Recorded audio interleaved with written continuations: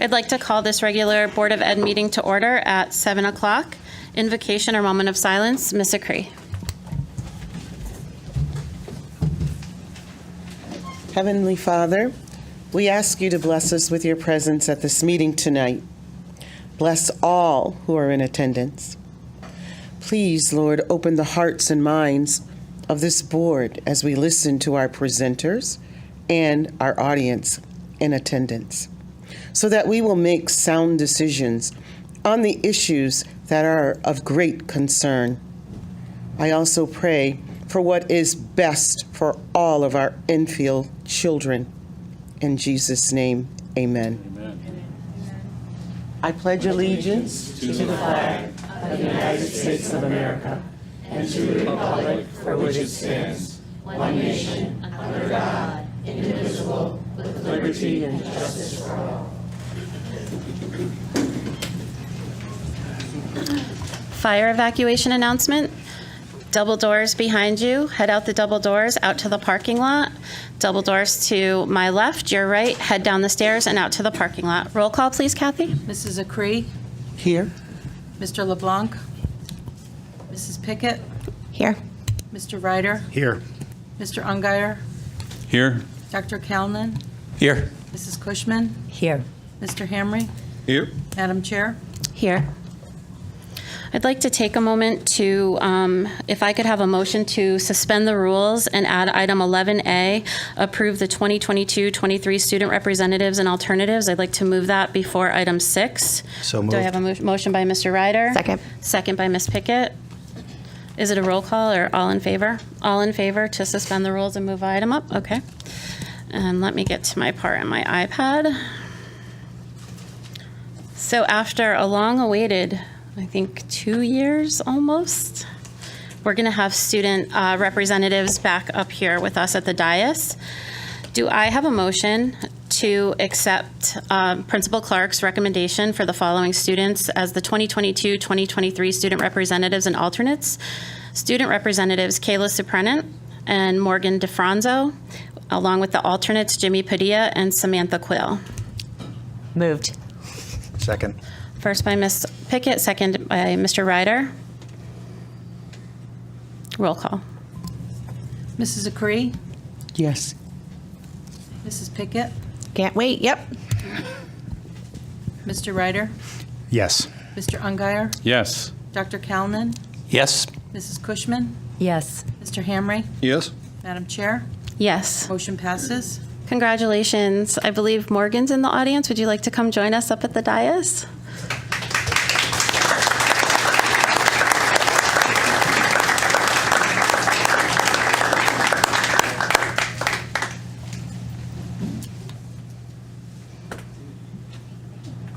On behalf of the board, we congratulate you. We won't make you have anything prepared tonight or update tonight, but if you choose to, just raise your hand and we can call on you. So welcome. Welcome. Thank you. Item 6, board guests. Item A, Mr. Drozik. Thank you, Madam Chair. Members of this board may recall that at your meeting last year, which was actually one of your first prior to Thanksgiving, we only had, I believe, 1 or 2 members of the audience who came to speak. And one of those audience members, unbeknownst to all of us, was actually an Enfield Public Schools student. And during that time, the student came up and shared with the board and the public, her experiences in the Enfield Public Schools. And because it was so close to Thanksgiving, she was sharing that she was grateful for the experiences that she had. She also at that time informed everyone that she had a job. And again, unbeknownst to all of us, she then pulled out a check and made a donation back to the Enfield Public Schools as a show of thanks for what they had done for her.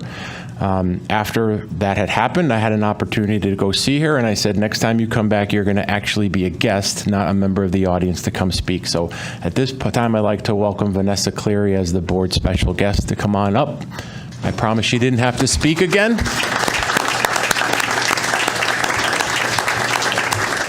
And I believe, Madam Chair, you have a gift this time for Vanessa. Oh, let me grab the microphone. Vanessa, Scott, come on up with us.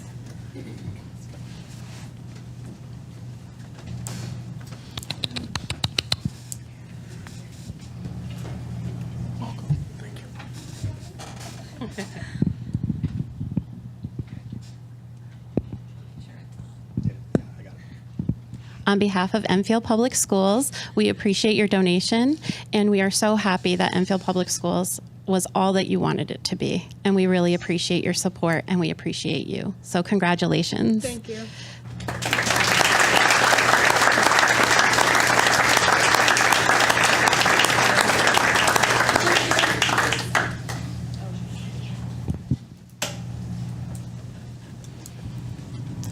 I also believed it was Vanessa. Now that we're starting to have students back, I made a promise to our friends down in ETLA that we would start up our weekly basketball games.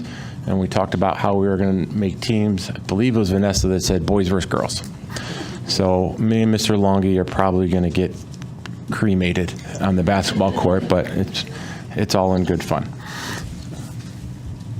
Our next guest, Matt, we're going to go a little bit out of order. We'd like to welcome Kelsey McGuire, one of our teachers who's here to talk about this year's Jack-O-Lantern Festival.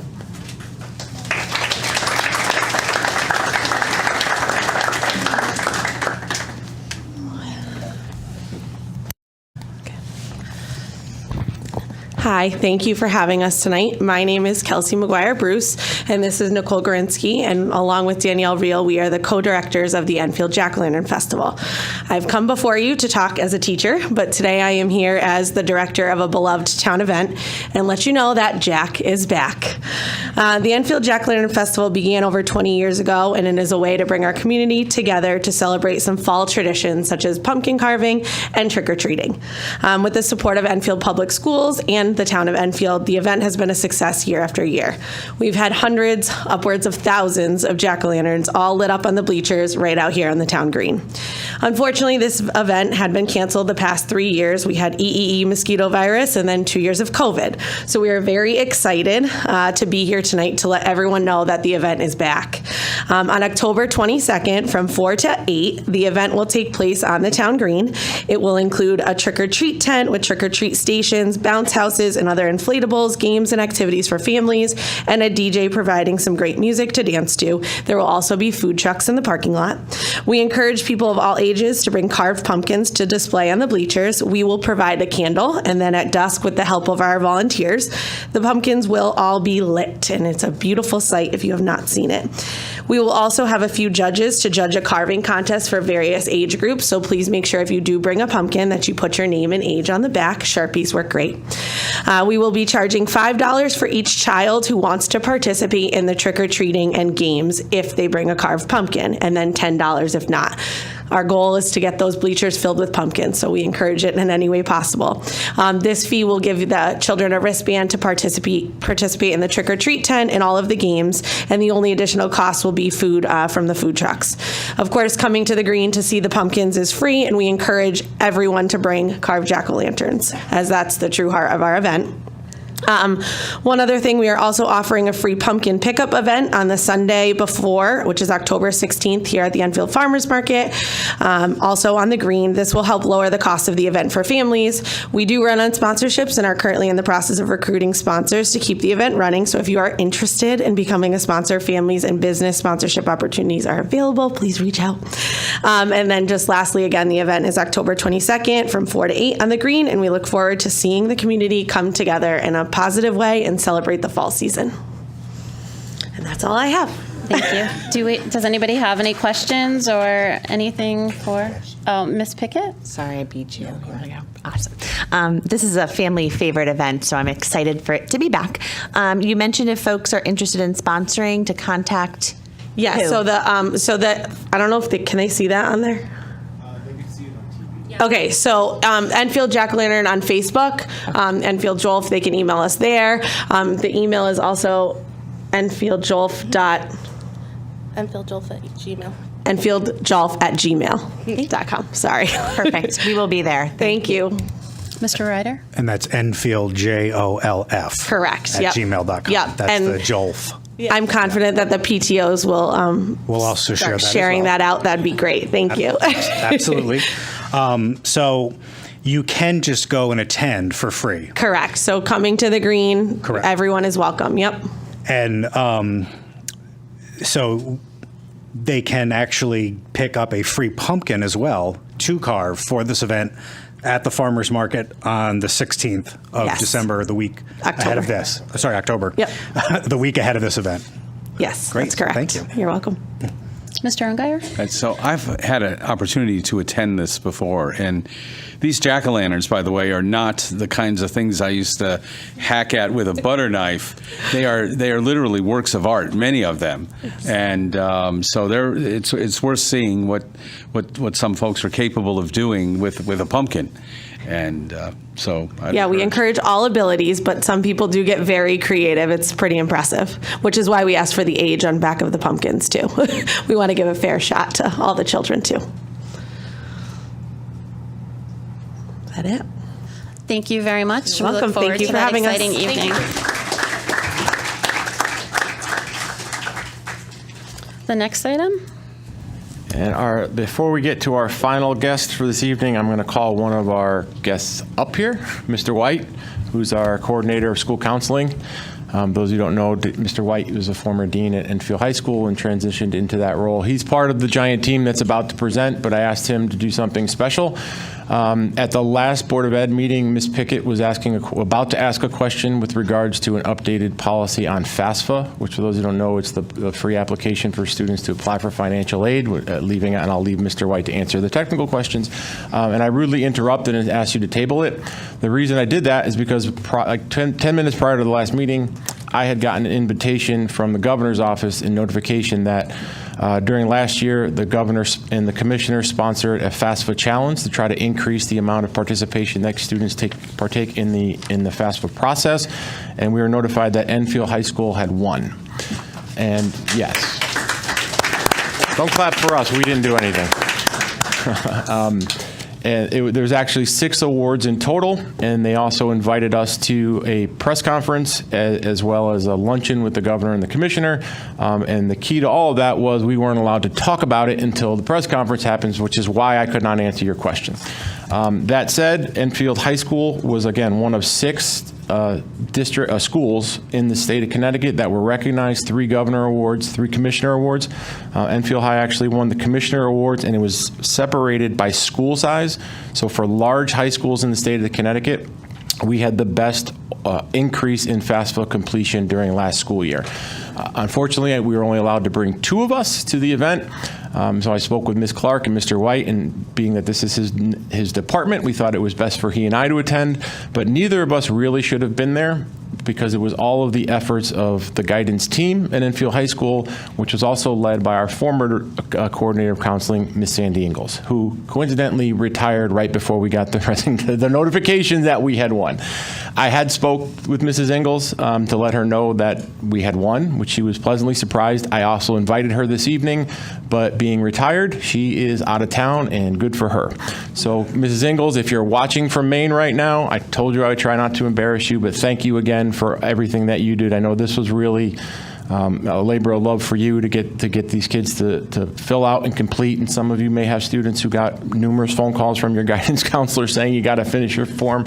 Well, the hard work and the efforts paid off. There is a banner. We received a banner from the commissioner. It was hanging in Enfield High School, but I just found out we have to get better hooks. So there will be a banner at some point, and when it's hung, we will make sure that we send a picture. But we were very well represented when it came to the private luncheon with the commissioner, the other recipients, and the governor. And I think Mr. White had a couple of their ears for a little while, so it was a very eye-opening experience for both of us. So I didn't want to put him on the spot, but he was our representative along with me, and since he was here, I said, we're doing this together, buddy. So congratulations, Mr. White. But if you have any questions about the process, he's better suited to answer them than me. Does anyone have any questions? Mr. Hamry? Just one quick question. What the percentage increase, is that correct? What is that number in terms of numbers? So we,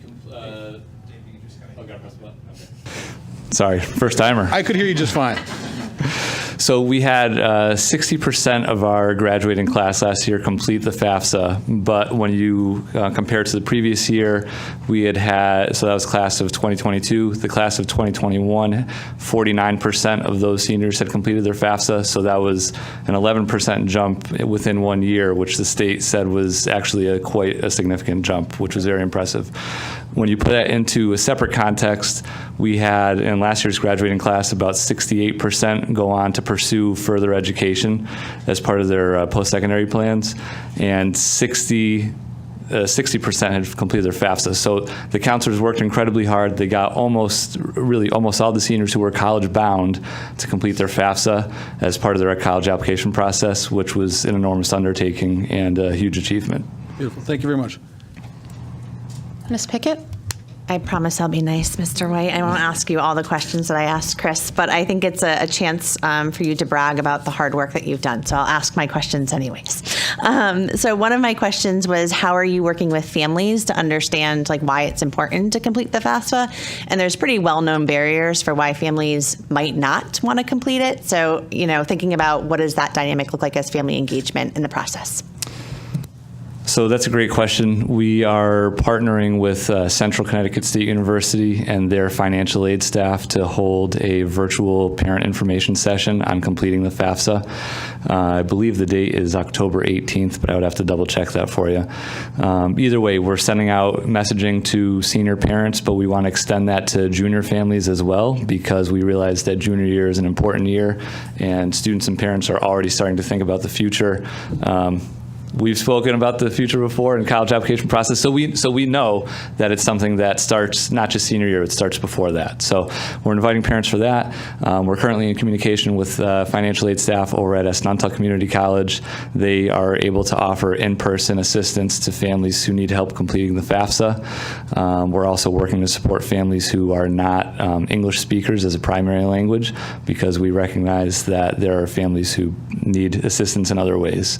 So we've got a combination of efforts that are currently underway. Some of them are still in the planning processes, but the FAFSA itself goes live October 1st. So nobody's missed anything yet. We're still able to help out early in the process, and hopefully we'll have another great turnout with seniors and families who complete the FAFSA again this year.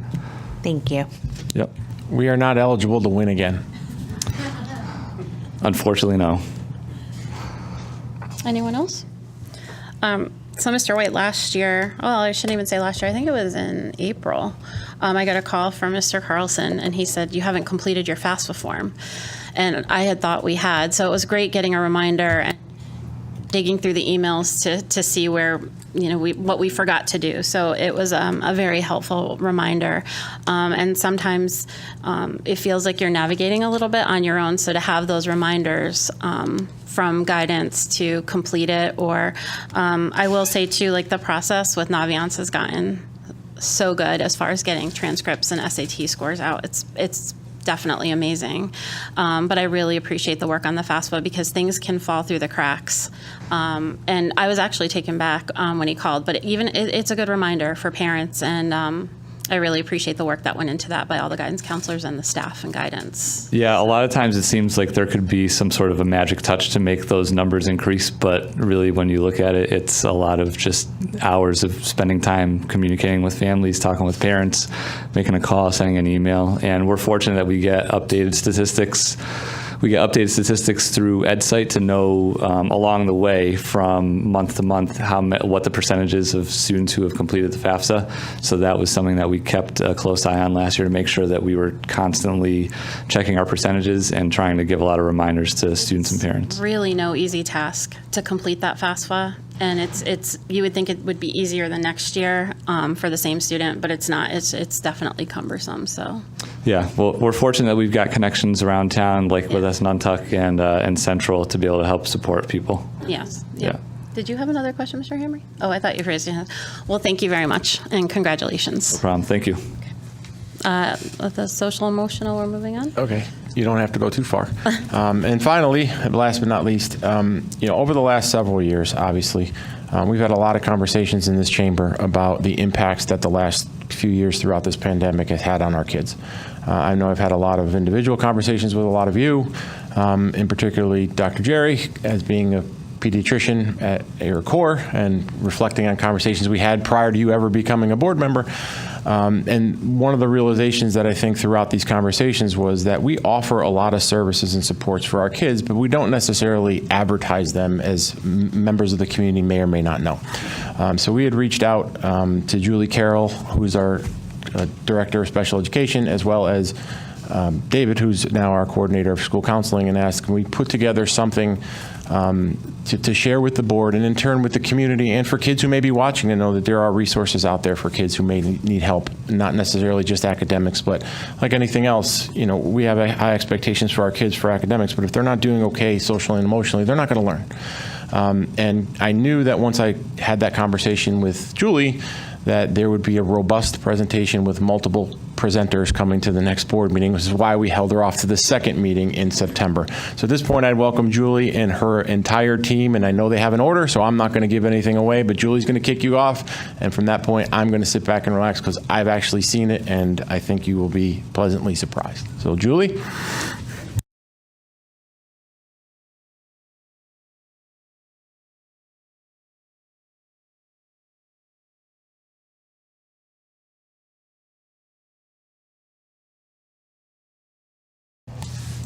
All right.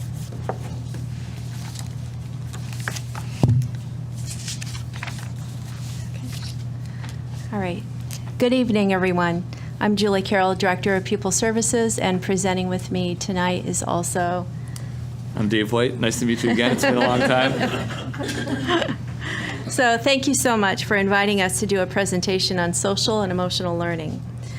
We will have school representatives from the different grade levels speak tonight, as well as one of our outstanding students from the Eagle Academy.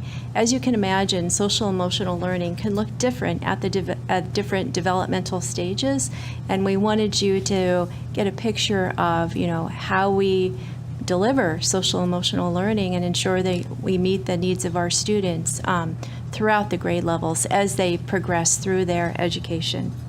So now, we'd like to begin our presentation by reviewing a definition of social and emotional learning provided by the Connecticut State Department of Education, and we've got it on the screen here. So the question is, what is social emotional learning? The acronym SEL. Social emotional learning is the process through which children and adults achieve emotional intelligence through the competencies of self-awareness, self-management, social awareness, relationship skills, and responsible decision-making. Continuing with that, we also consulted another organization, the American School Counselor Association, to further back up the definition, and they provide their stance, which is that social emotional learning, they have the position that counselors strive to work with students in a combination of different areas. So working with students on career, personal, social, and academic goals, and realizing that all three of those different areas are intertwined and connected. So that's the Counseling Association stance on social emotional learning. So the next question we want to address for you is, why is social emotional learning important?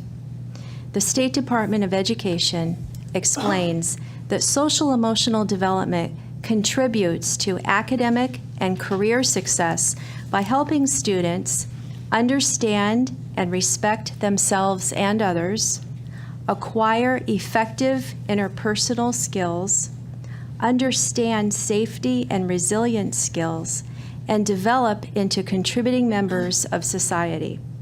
Improving student academic and behavior outcomes requires ensuring all students have access to the most effective instructional, behavioral practices and interventions. Schools need to create an environment ensuring that all students feel emotionally and physically safe. The integration of SEL is a vital component in PK-12 education, and it contributes to whole child success. So with that understanding, who provides social emotional learning opportunities? As you can see from the list on the screen, all staff who work with students in the school community can provide these invaluable opportunities. So in a moment, we're going to start inviting staff from the different grade levels to come up and join us to help elaborate on different forms of activities that are underway to provide social emotional learning opportunities. But as a way to segue into that, we want to take a moment and explain more of the service delivery model and some terminology that you'll be hearing. So at there are different tiers that go along with it. So to briefly explain, Tier 1 relates to different work that's going on that's whole school, that involves large groups of students, whether it be an entire class, an entire grade, or even the whole school altogether. Tier 2 refers to smaller groups, so it could be a smaller group within a class where you're carrying on activity. But then Tier 3 revolves around individualized instruction, where you're working with even smaller subsets of students to provide a greater level of support. So we have, there's an added note at the bottom here. We have surveys and screeners that are conducted to learn what areas students need extra assistance in when it comes to social emotional learning. And that is how we help identify students who could need greater help or more help on top of the Tier 1 work that's done for entire populations within our schools. So at this time, we're going to invite up two teachers from Stowe. Excuse me. We've got Virginia Prentice and Stephanie Doman, who are going to join us to help go over different activities that are taking place over at Stowe Early Learning Center.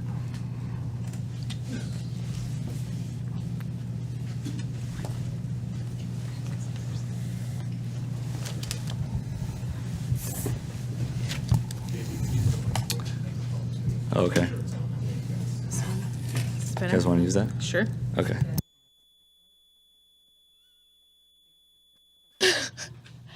So thank you. As you said, I'm Virginia Prentice, and this is Stephanie Doman. And I just want to say we really appreciate the opportunity to represent what we've been doing with our youngest learners in district. Preschool is often a child's first experience with. I'm sorry, excuse me. environment. Can you just make sure it's on? It should be like a little on-off. Hello? There we go. Okay, sorry. Sorry to interrupt. Thank you. No, you're so fine. Preschool is often a child's first experience with the school environment. The importance of building the social emotional skills needed to succeed at school is highlighted in our Connecticut Early Learning Development Standards, which support building healthy attachments, self-regulation and impulse controls, appropriate emotional expression, self-awareness, and the development of social relationships. At Stowe, every student receives a strength-based screening tool known as the Devereux Early Childhood Assessment, which is filled out by both parents and teachers 3 times a year. The DECA assesses a child's development in the areas of initiative, self-regulation, attachment and relationships, and behavioral concerns. It identifies if the child presents with a strength, typical development, or area of need for each area. For students identified as area of need, the tool offers strategies for both home and school environments. These children are also referred to our Early Childhood Scientific Research-Based Interventions, or ECSRBI process. ECSRBI is a team which includes both parents and staff. The team comes together to address areas of concern regarding behavior and social emotional development, create a plan for strategies and tracking data, and reconvenes periodically to review progress. And then the next slide. So common language. Consistent throughout Stowe, our classrooms include visual aids and learning tools from our second step, which is our social emotional skills for early learning, a research-based resource. This resource includes units on the development of skills for learning empathy, emotion management, friendship and problem solving, and the transition to kindergarten. It also provides visual feelings and belly breathing charts that are regularly referenced throughout the school day. At Stowe, we've also had professional learning opportunities which support intentional environments for social emotional learning. These have included partnership with the Giselle Institute at Yale, executive function coaching, Lego Build Me Emotions workshops, music with Miss Renee, and coaching sessions from the CREC around diversity, equity, and inclusion. Thank you both. Thank you.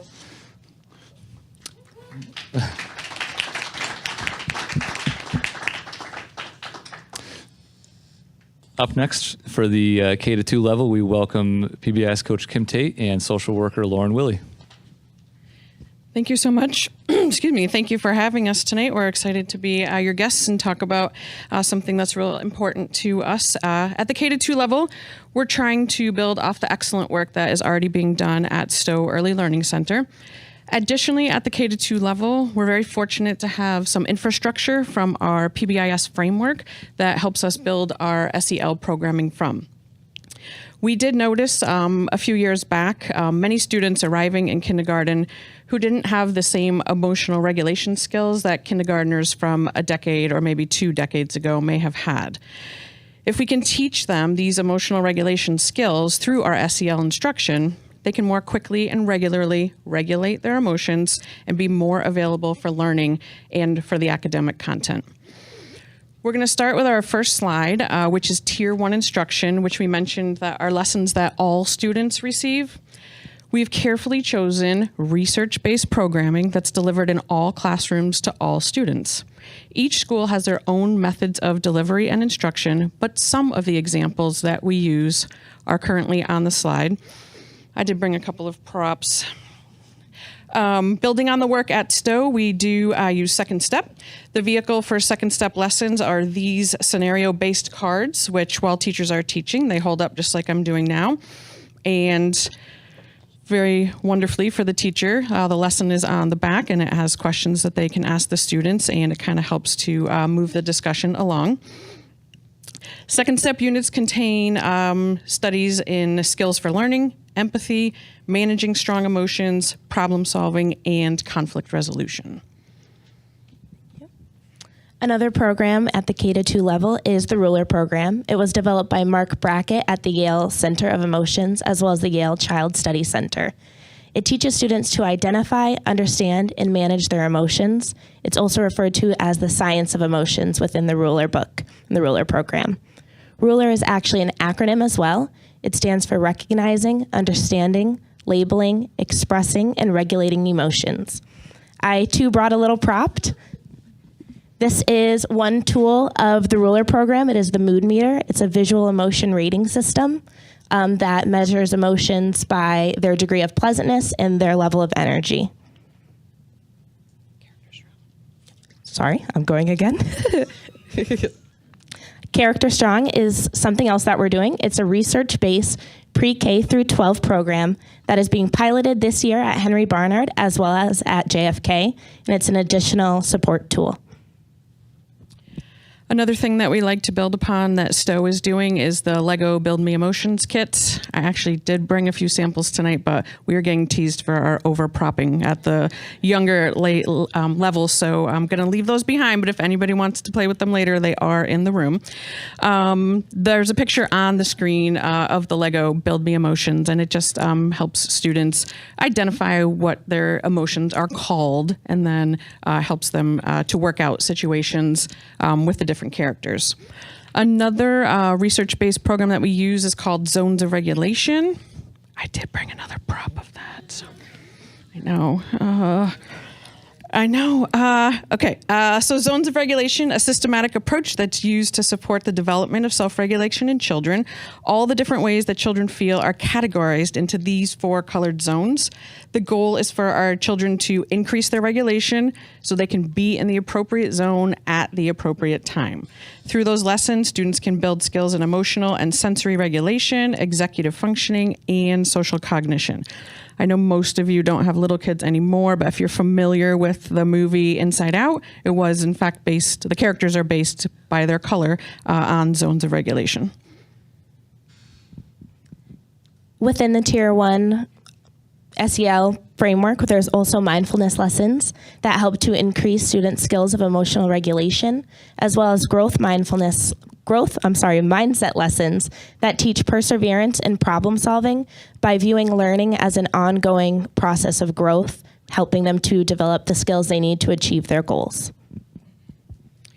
Another useful resource that most of our K-2 classrooms have are calming corners, a small designated space within the classroom, often with soft or soothing objects or materials.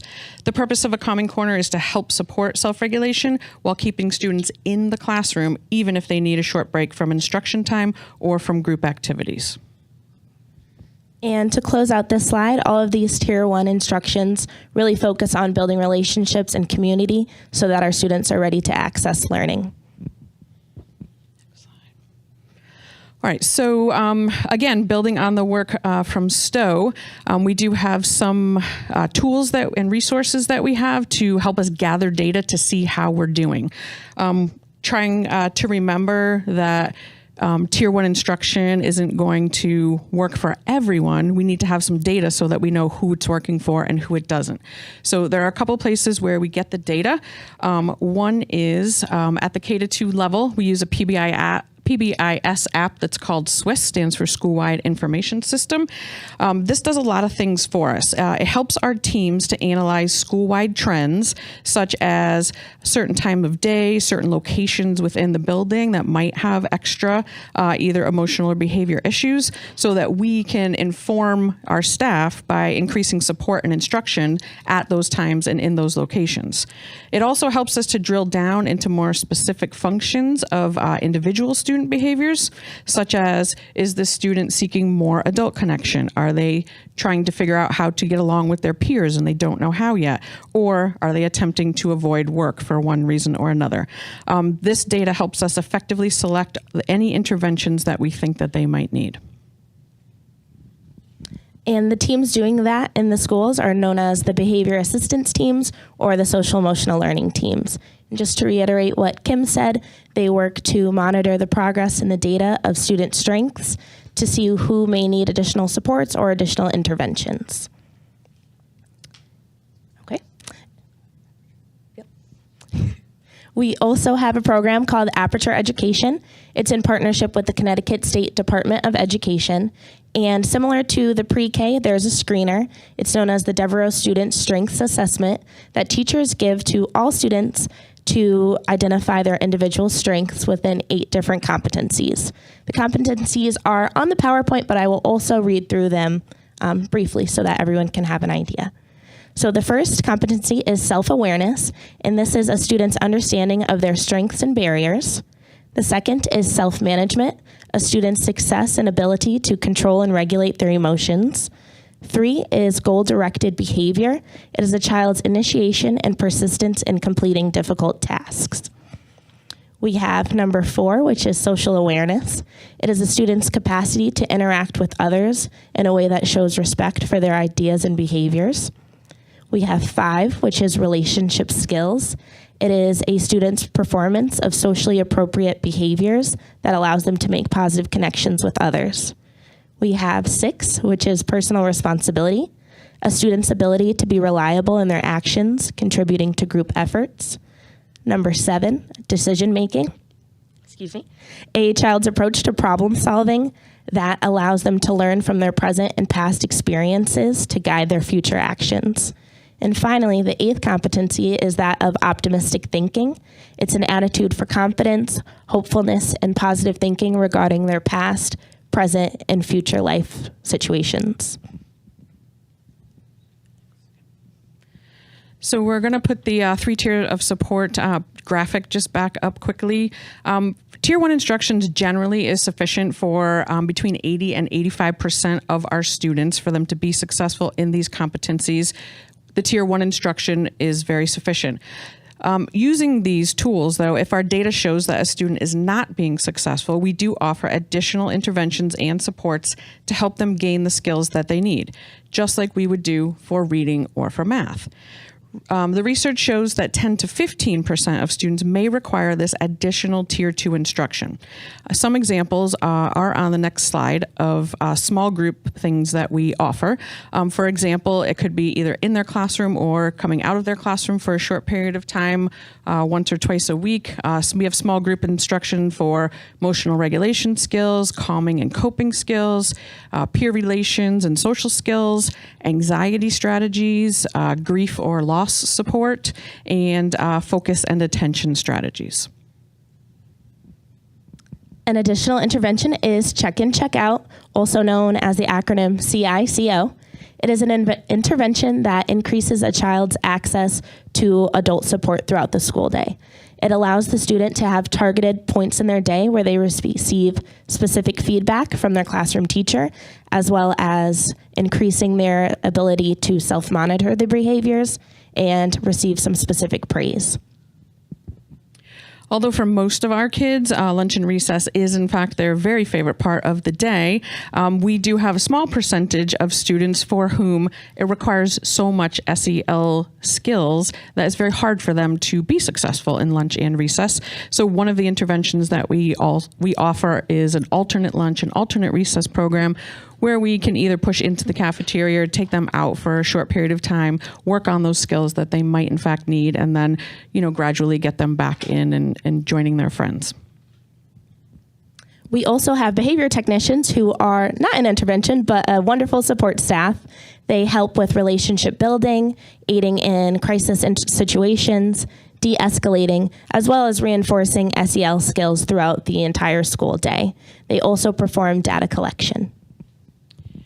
And lastly, for a very small percentage of our students, between 1 and 5%, even with Tier 1 and the additional Tier 2 support, sometimes they are not yet able to be successful for 100% of their day in their regular classroom.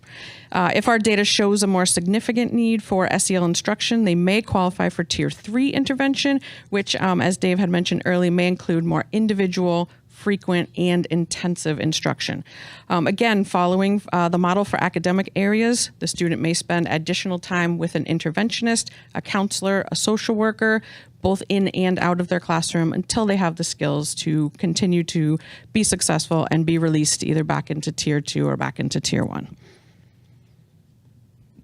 And just to reiterate, all of these interventions are data-based. There are behavior assistant teams or SEL teams, depending on the school, that meet regularly to discuss the interventions, to see how well they are working, if the child is seeing success, if the interventions need to be increased, adjusted, or decreased.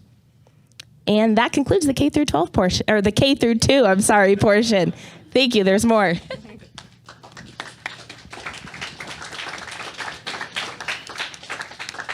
All right, up next for the 3 to 5 grade levels for intermediate, we have school counselor Lauren Short, who's going to help to elaborate on the efforts done in those areas. Thank you for the time. Can you do next slide, please? Sorry. Okay, I first would like to, start off that the past 5 years, the primary and intermediate schools have worked very hard on the implementation, maintenance of PBIS. That was a lot of work that went into that. And I have to say it's a huge foundation for social emotional learning. It really lays down the foundation for core values and the behavioral expectations. So what's so wonderful is that as Stowe and the primary schools, we all have sister schools. So these children are very familiar with core values at that school and the behavioral expectations. So when the transition to intermediate, it's a very, they're familiar with similar language and the way that the systems are in place. So Kim and Lauren did a fantastic job in explaining the systems, but I want to reiterate that, PBIS is the teaching and reinforcement of positive behavior, but also creating the systems in place to support students who need additional support, just in math or, reading.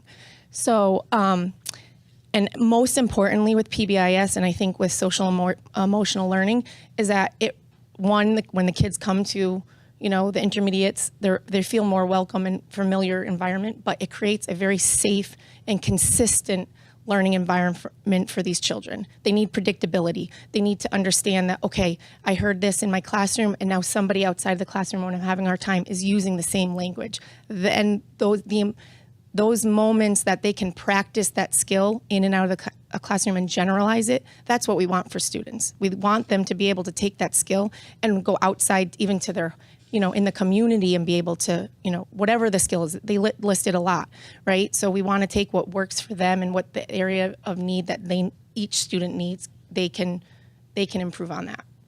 So to go on, I first want to say in the intermediates, the responsive classroom, I'm not sure if you're familiar with that, but there are different practices. But the big foundation of it is a focus on relationship building and community, building community within the classroom and in the school. So one of the practices is having a daily community building meeting time within the schedule. Yes, you might hear it as like morning meeting, but this is not the same. It's very intentional. It has purpose. The teachers will use data based on Aperture or on what they're seeing within the classroom of, okay, we really need to focus on these skills and the strengths of the children, but let's work on this and have a discussion in the morning, and maybe that's the topic that we talk about within the week, and we carry it on through the day. So topics such as growth mindset, mindfulness, self-awareness, self-monitoring. It's a variety of different topics, but that time in the schedule is so valuable, and that's how they start their day. There are some teachers that end their day that way as well. So, additionally, the schools have school counselors and social workers. We will work collaboratively and do classroom lessons on various topics. But now in the past couple of years, we also have this flex time where it's an additional time that we go into the classroom and teach, have lessons on specific topics, such as the coping strategies, scaling emotions, scaling the size of problem, and having the appropriate responses. But if I can highlight anything, because Kim and Lauren, again, they went through my next slide. I'll just kind of go through that. Not yet, but the most important, if you can take away anything, is that social emotional learning is really, truly, it's not taught in isolation. It is embedded and integrated in all content areas. As they showed before in the beginning of a list of adults, every adult has an opportunity to teach, reinforce these skills throughout the day. And I think that, when they say it takes a village, it really does. And it's not just the classroom teacher. We all have to, whatever that child needs are, to communicate, to collaborate, and to help them however we can. And, we look from everybody, from the lunchroom to the paras to the tutors, we all have a place to help these children. So, sorry, I'm kind of going off my script, but that's what happens with me. So then let me go back. So as they had mentioned before, we have Tier 2 instruction. Tier 2 and 3 is very similar in the sense that small group or individual, but the difference between that is that Tier 3 is either it's a more intense intervention, it's increased frequency, so the amount of times that you see a student, or it's really individualized to that student's needs. But it's very similar to math and science interventions. I would like to, we do take the data from DESA and Swiss as the primaries do. Our systems are so similar because when we were creating these systems, we work together in our training. So a lot of what occurs down there happens at the intermediates. But we have behavior assistant teams, and from there we can use that data, but we also have teacher referrals. I don't know if you're familiar with SAT, which is student assistant teams. We work just the same, that if a teacher has been, is concerned and saying, I've tried these interventions, I've tried these different strategies, but, can we come together and really kind of brainstorm? We will do that, and we will look at and monitor the fact, if a child is receiving interventions, where at, the progress monitoring, do we discontinue it because they've made the progress, they've graduated and can go back, just to Tier 1 interventions, or do we increase it or change or add? And like primary, we, for our small group interventions, we have a variety of resources, and it really truly is, we look at that Swiss data specifically, what are those targeted areas, what are the skills that need to be taught, and we will, access the different resources that we have that are based for that, that group or that child's needs. But I just need to echo that check-in, check-out is a very powerful and very effective intervention. We see great success with students who are on check-in, check-out. It's a way for them to have additional time or connection with another adult in the building, morning or afternoon, depending on what the need is. And it's also giving immediate feedback, regular, consistent feedback through the day of how they're doing. It increases their self-awareness. We would like to increase their ability to self-monitor, but we're reinforcing the self-regulation strategies or coping strategies that we're teaching them within Tier 1 and Tier 2. It's a wonderful, wonderful intervention. And then lastly, I would like just to say the additional supports, as Primary said, we have SEL teams and support staff to, when students are dysregulated, to coach and reinforce the skills. And again, I just need to reiterate, the support is in and out of the classroom. And, though we have school counselors, social workers, and behavior technicians, everyone is a part of this initiative of the social emotional learning. So thank you for your time. Thank you. We're going to keep progressing up the grade levels and head up to JFK, where we're now joined by Assistant Principal Sarah Brown and School Counselor Shannon Kudrick. Thank you for having us here tonight. As it was just explained by the staff at the primary and intermediate levels, there's a tiered approach with social emotional learning at the pre-K 5 level. This approach does change slightly as students transition from their smaller intermediate schools to JFK, which is larger, and then in the future onto high school, which is the biggest building environment our students will experience.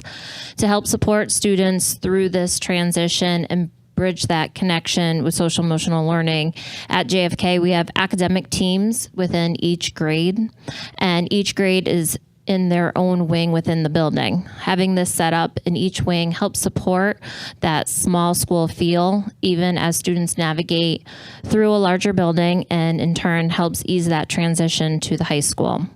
Since the sizes of JFK and Enfield High are larger, SEL activities are carried out with a building-wide approach in order to reach all students. We do have some programs that are implemented at JFK. The first is the RULER program that was spoken about earlier. Just as a reminder, RULER is an acronym for the 5 skills of emotional intelligence: recognizing, understanding, labeling, expressing, and regulating. The development of the 5 RULER skills relies on 4 core tools: the charter, mood meter, meta moment, and blueprint.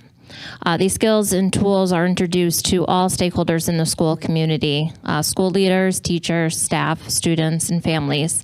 JFK has spent a lot of time as a staff creating our own school charter and implementing the mood meter with our students. This year, staff is working a lot with students in creating either class charters or as a team, creating a team charter. We have a Character Strong program that complements our RULER program. Character Strong is a research-based program and provides comprehensive resources with activities for staff to implement. Mrs. Kudrick will go into more detail of the Character Strong program. We also have student assistant teams to help support that Tier 2 and Tier 3 SEL support. We also have QPR training for some of our staff members, and QPR stands for Question, Persuade, and Refer, and it's a suicide prevention program. Various staff members are trained in QPR so they can recognize the warning signs in others. We also partner with some community agencies to help support our students. We have Community Health Center based in JFK. It's an outside agency that provides school-based therapy for our students. Youth Services, which is now part of Enfield Social Services, is an amazing partner. They help us out so much when we have students that we're concerned about. They are able to find different resources to help support those students, whether they're in school or out of school at home. And ERFC, Educational Resources for Children, has our after-school program, and that is also a wonderful resource to help support our kids in the afternoon. Thank you again for having us here. My name is Shannon Kudrick, and I'm really excited to talk to you guys today about our Character Strong SEL program that we have at JFK. Character Strong is a research-based social emotional learning program that is created by educators for educators and fosters the whole child in regards to the social emotional learning and building character. The program was purchased for JFK this past January. My colleague, Morgan Goodridge, along with Assistant Principal David Iacobucci and I, have poured through the content-rich program. It has so much information in it and so many great resources. And we've developed numerous initiatives to be used at JFK to help students as well as help with the climate of the school. We realized that with this program, we can reach all of our students using it in various ways and utilize all of our tiered interventions. Our whole school initiative will be conducted twice a month in all classrooms for a class period using our social emotional learning schedule. Sarah Brown, our lead building scheduler, as well as the rest of our administrative team have really graciously helped us in developing this schedule so that it is equitable to all staff and students while also taking into account time on learning. A representative from Character Strong is actually scheduled to deliver an imperative professional development to the JFK staff tomorrow as soon as students are dismissed during our professional development block. This PD will explain the why of the program, the how-to of the program, and then research-based results from other districts who have utilized this program in their schools. Ongoing professional development from there on out throughout the year for staff will be conducted by myself and my colleague Morgan Goodridge. In addition to the whole school delivery, we have also used the resources that Character Strong offers and put together a toolkit for teachers to use in the first 8 weeks of school. Their daily activities. These are quick activities that teachers can either use as warm-ups or as an exit slip in their classrooms, and they're centered around getting to know yourself and others in your classroom, as well as building positive climate, which will help support the instruction in the classroom.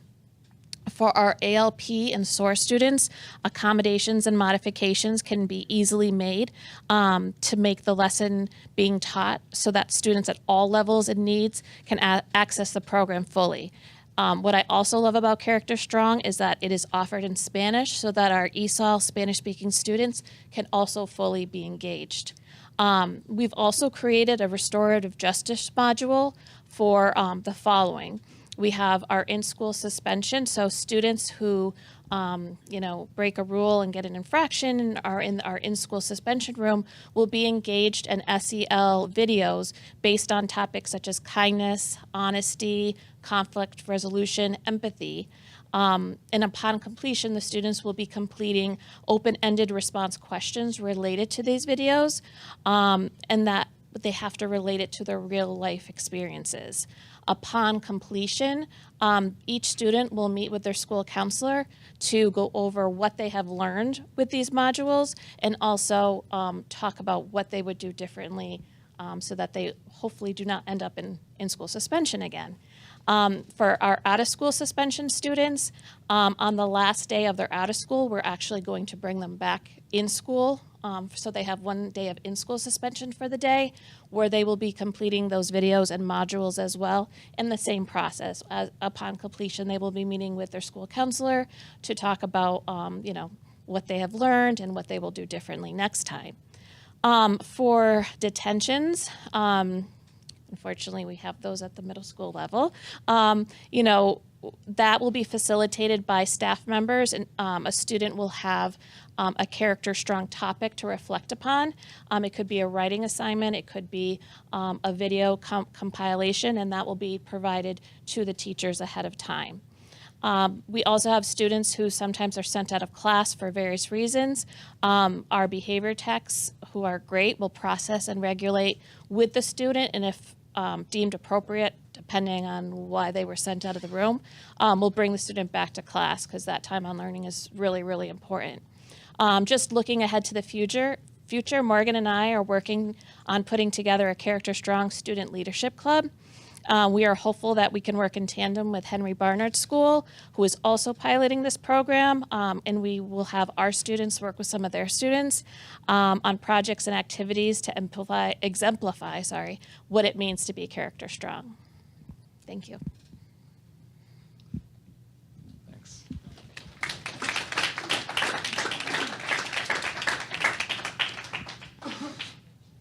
All right, so I'm Dave White again, the counseling coordinator. Nice to meet you for the third time tonight.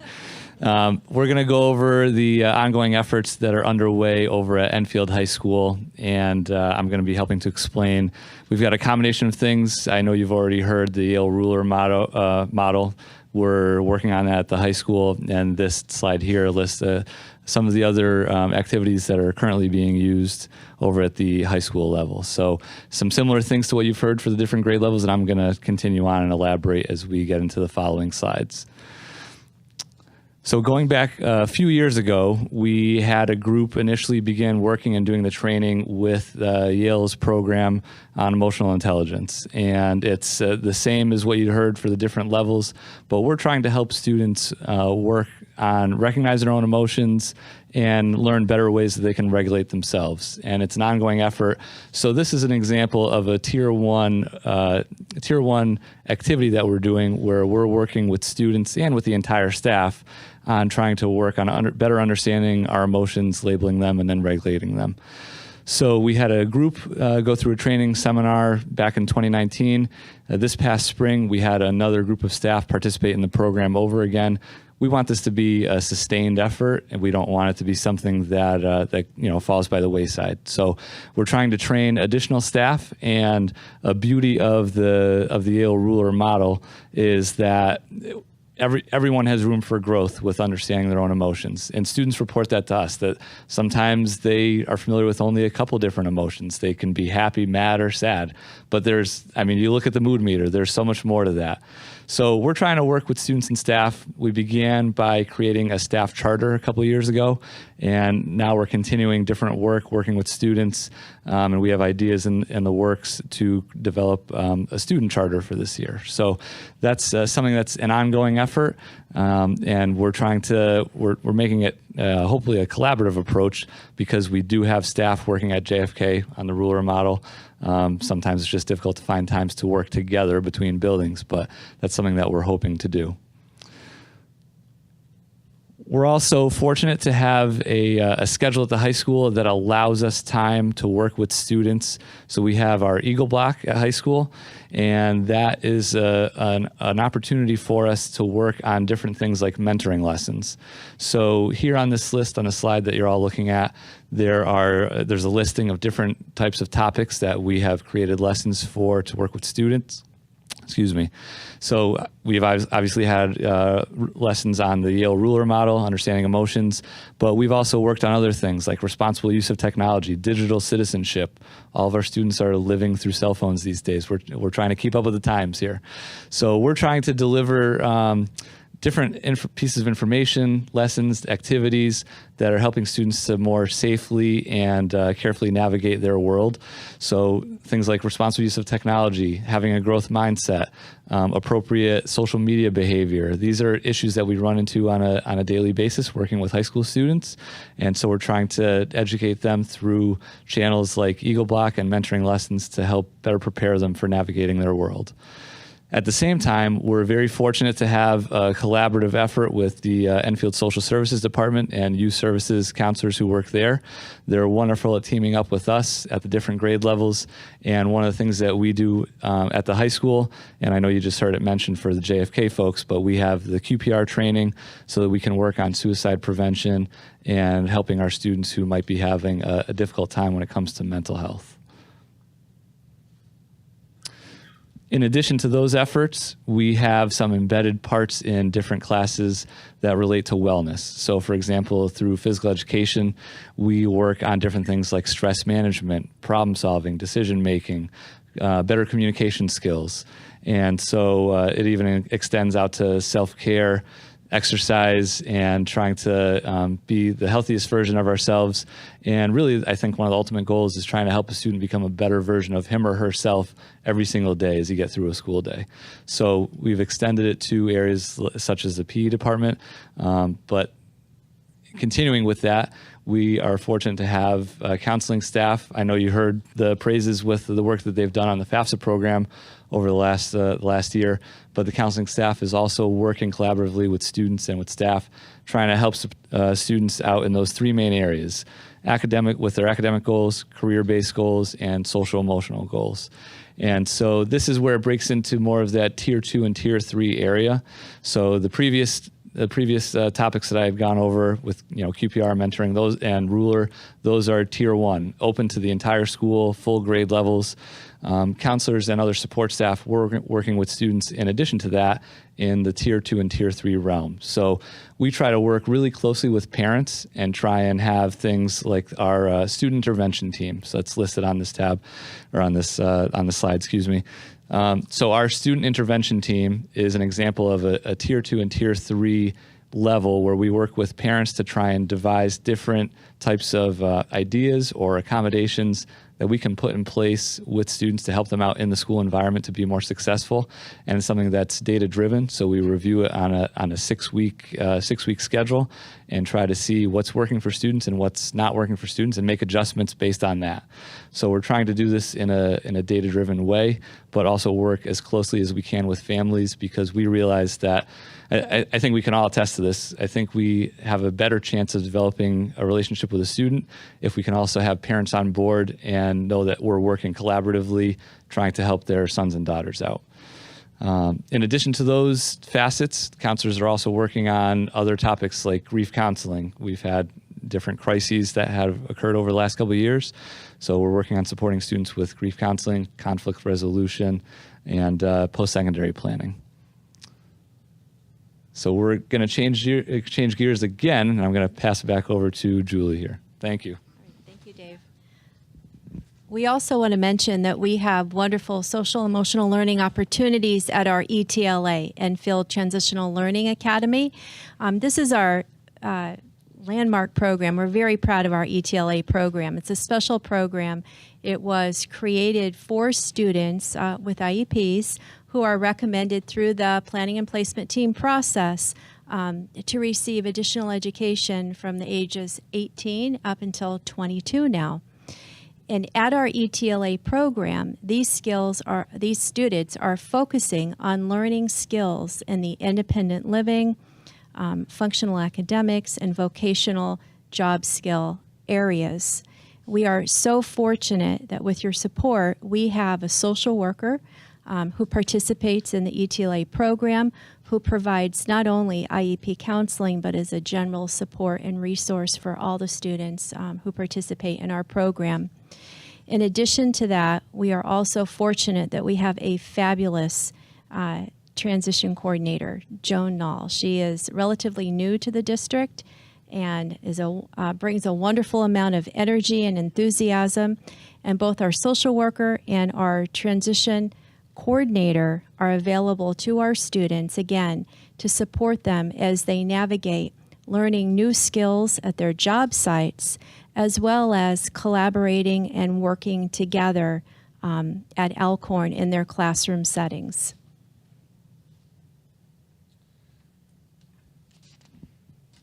So up next, we're going to invite staff from Eagle Academy so that they can also share the efforts that are underway over there. So we have our special education coordinator at Eagle Academy, Lauren Andrews, and social worker Robert Metzler, and special education teacher Kyle Hurley. Hi, everyone. Thanks for having us. Tonight, we shared with you the social emotional learning practices that we have in place right now to support all of our Enfield students. In the fall of 2019, Eagle Academy opened in an effort to support our students that require more intensive services. I'm excited to not be up here alone today and have with me two pieces of our amazing Eagle Academy staff. Robert Metzler, our full-time social worker and all-around wearer of many hats, as well as Kyle Hurley, who started with us as a BT when we opened, was persuaded a little bit to go back to school, and is now one of our special education teachers. Good evening. Again, I'm Robert Metzler. I'm the social worker at Eagle Academy. So Eagle Academy is a structured therapeutic and learning environment for the students in Enfield with the highest social and emotional needs. We are a self-contained program in a separate building, which provides us with numerous benefits, one of those being a small staff and student population. This small population allows us to focus on fostering really strong and positive therapeutic relationships between our students and the staff. The smaller staff size also provides us with more consistency between staff in supporting students with meeting our SOAR expectations. Our SOAR expectations provide our building-wide expectations. They include staying safe, having ownership, acting responsibly, and showing respect. These students' adherence to these expectations also provides us with a base for progress monitoring and goal setting around the students' social and emotional needs. The special education teachers, as well as behavior technicians within each of our classrooms, work collaboratively throughout the day to help our students academically as well as social and emotionally. We'll discuss the role of behavior technicians a little bit more in depth in a moment. Our program is supported through consultation with a BCBA. He works collaboratively with myself, the administrators in the building, as well as our teachers. We meet for regular case reviews, which allows us an opportunity to monitor data and guide any needed changes to our students' programming or interventions. The BCBA consultation also provides us opportunities for our behavior technicians to gain additional supportive training. Our data and consultation is utilized to track student progress towards individual goals as well as guides our interventions, both individually and in group counseling. The data collected also helps identify students' specific needs so that our interventions are more targeted and topics can be discussed that'll help our students meet their goals and develop the skills they need. Our interventions are provided in 3 ways at Eagle Academy, similar to some of the other schools: whole class SEL lessons, as well as small group and individual social work services. As a result, Eagle Academy students receive directed and individualized support regarding their social and emotional needs throughout the day, and in some cases, throughout the week, as well as in some cases daily. Students have the opportunity at Eagle Academy to receive in-the-moment social worker support and intervention, as well as crisis support. This crisis support also includes really close collaboration with our families, both during that crisis as well as follow-up following the crisis. Our behavior technicians are also present throughout the school day in the classroom during various situations to help our students generalize and adapt skills taught in the small group and individual social work services for application throughout the school day. I will now turn it over to Mr. Hurley to talk a little bit more about social workers in our program. Behavior technician, sorry, what did I say? Before I begin, I would just like to say it truly is an honor to represent all the behavior technicians in the district. As Lauren said, I was in the first group hired in the district. Now I'm a teacher, so everything I'm going to share is from personal experience, 100% real, because I've lived all of it. So first, with the roles and responsibilities, the first major piece is the relationship-based approach. Behavior technicians really serve as a mentor to students, both socially and emotionally, even academically in some sense. A behavior technician really is the person that a student can go to. They have regular access to the behavior technician. Oftentimes that is the person that a student will open up to, because there's not so much of an academic relationship there as there is with a teacher, which I've experienced this year. As a teacher, I am pumping out a lot of instruction to students, and that is a big part of our relationship. Behavior technicians are able to connect more socially with the students and get away from the academics. So with the support piece, similar to like I just said, that is really where the behavior tech steps in. The teacher is providing the general academic instruction. Then you will break out into smaller groups perhaps. That is when a behavior technician can run a group or even an individual instruction. If the student is experiencing a challenging moment in the classroom, the behavior technician is there to be able to take the student out on a walk, provide that student with a break or just a conversation if that's what the student requires. A proactive approach, once again, just having the strategies in place that Robert was talking about, making sure, reiterating to the student, if you're upset, we can go take a break, stuff like that. Data collection. Mrs. Andrews and I always joke that at Eagle Academy, points are life. Points are our data collection system following the PBIS model. So the behavior technicians are the point person when it comes to collecting this data. checking in with students regularly throughout the day. Hey, these are the points you have right now. This is what your day is looking like. Maybe we need to turn it around and such. Crisis intervention, as Robert mentioned, behavior techs play a very large role in this, obviously with student safety being the major priority and the major role for the behavior technician in crisis intervention. But also working with the social worker and the administrators, helping the student process the situation that had occurred, implementing the strategies that they learn with the social worker throughout the school day, and just once again, making sure that the student is safe. That is the first priority of a behavior technician, along with the other adults in the crisis intervention. And then moving on, these next 2 points are kind of conjoined together. So the district thought it would be a good idea to implement behavior technicians throughout the district in all the schools as another support for social emotional learning. And I was very pleased by that. I thought that was a good idea. I thought we proved ourselves the first year. And in terms of training, that is a piece that I really appreciated when I was a behavior technician.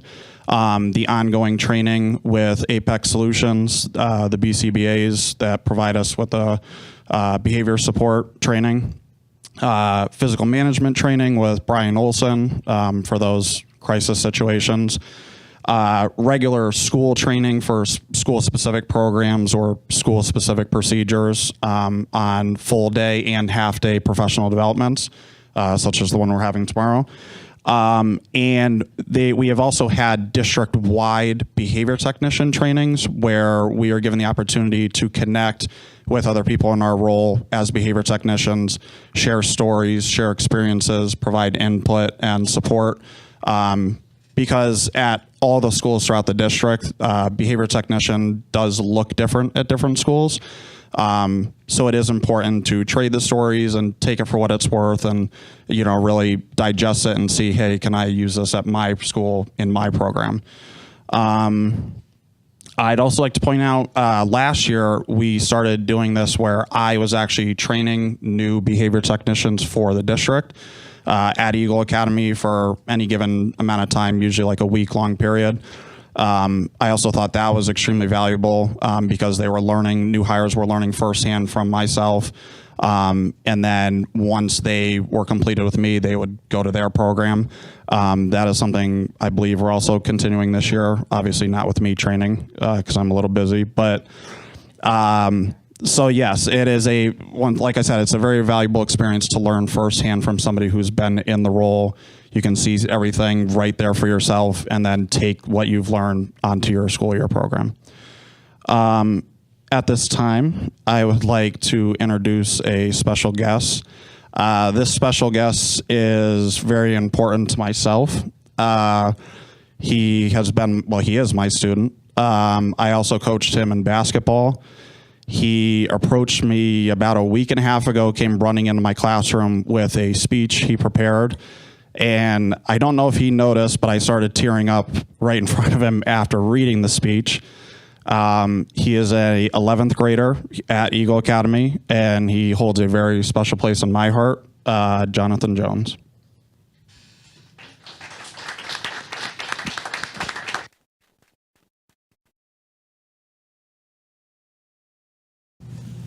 So we're going to try and play a video here. The audio might be a little bit low, but hopefully this will work.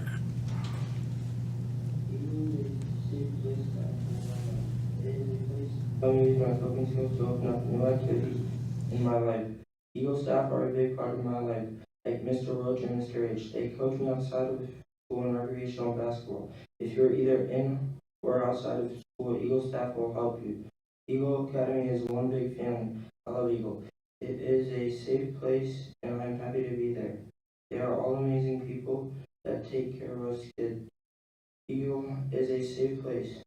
I love Eagle Academy staff. Eagle Academy has helped me with my goals of getting back to my home school. They open up new opportunities for students. The most helpful thing was being able to work in the younger kids' classroom and to be their role model. All the staff have helped me with something at one point. The staff who I would like to name are Mr. Mr. Chapman, Mr. Roberts, Mr. Roach, Mr. Olson, Mr. Messler, Ms. Burgess, and Mr. H, and so many more. We are all one big family at Eagle Academy, and I am one lucky student.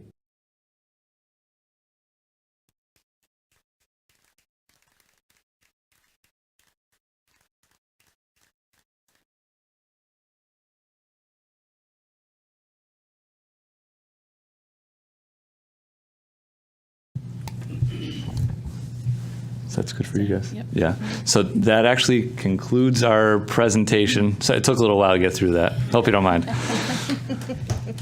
thank you very much.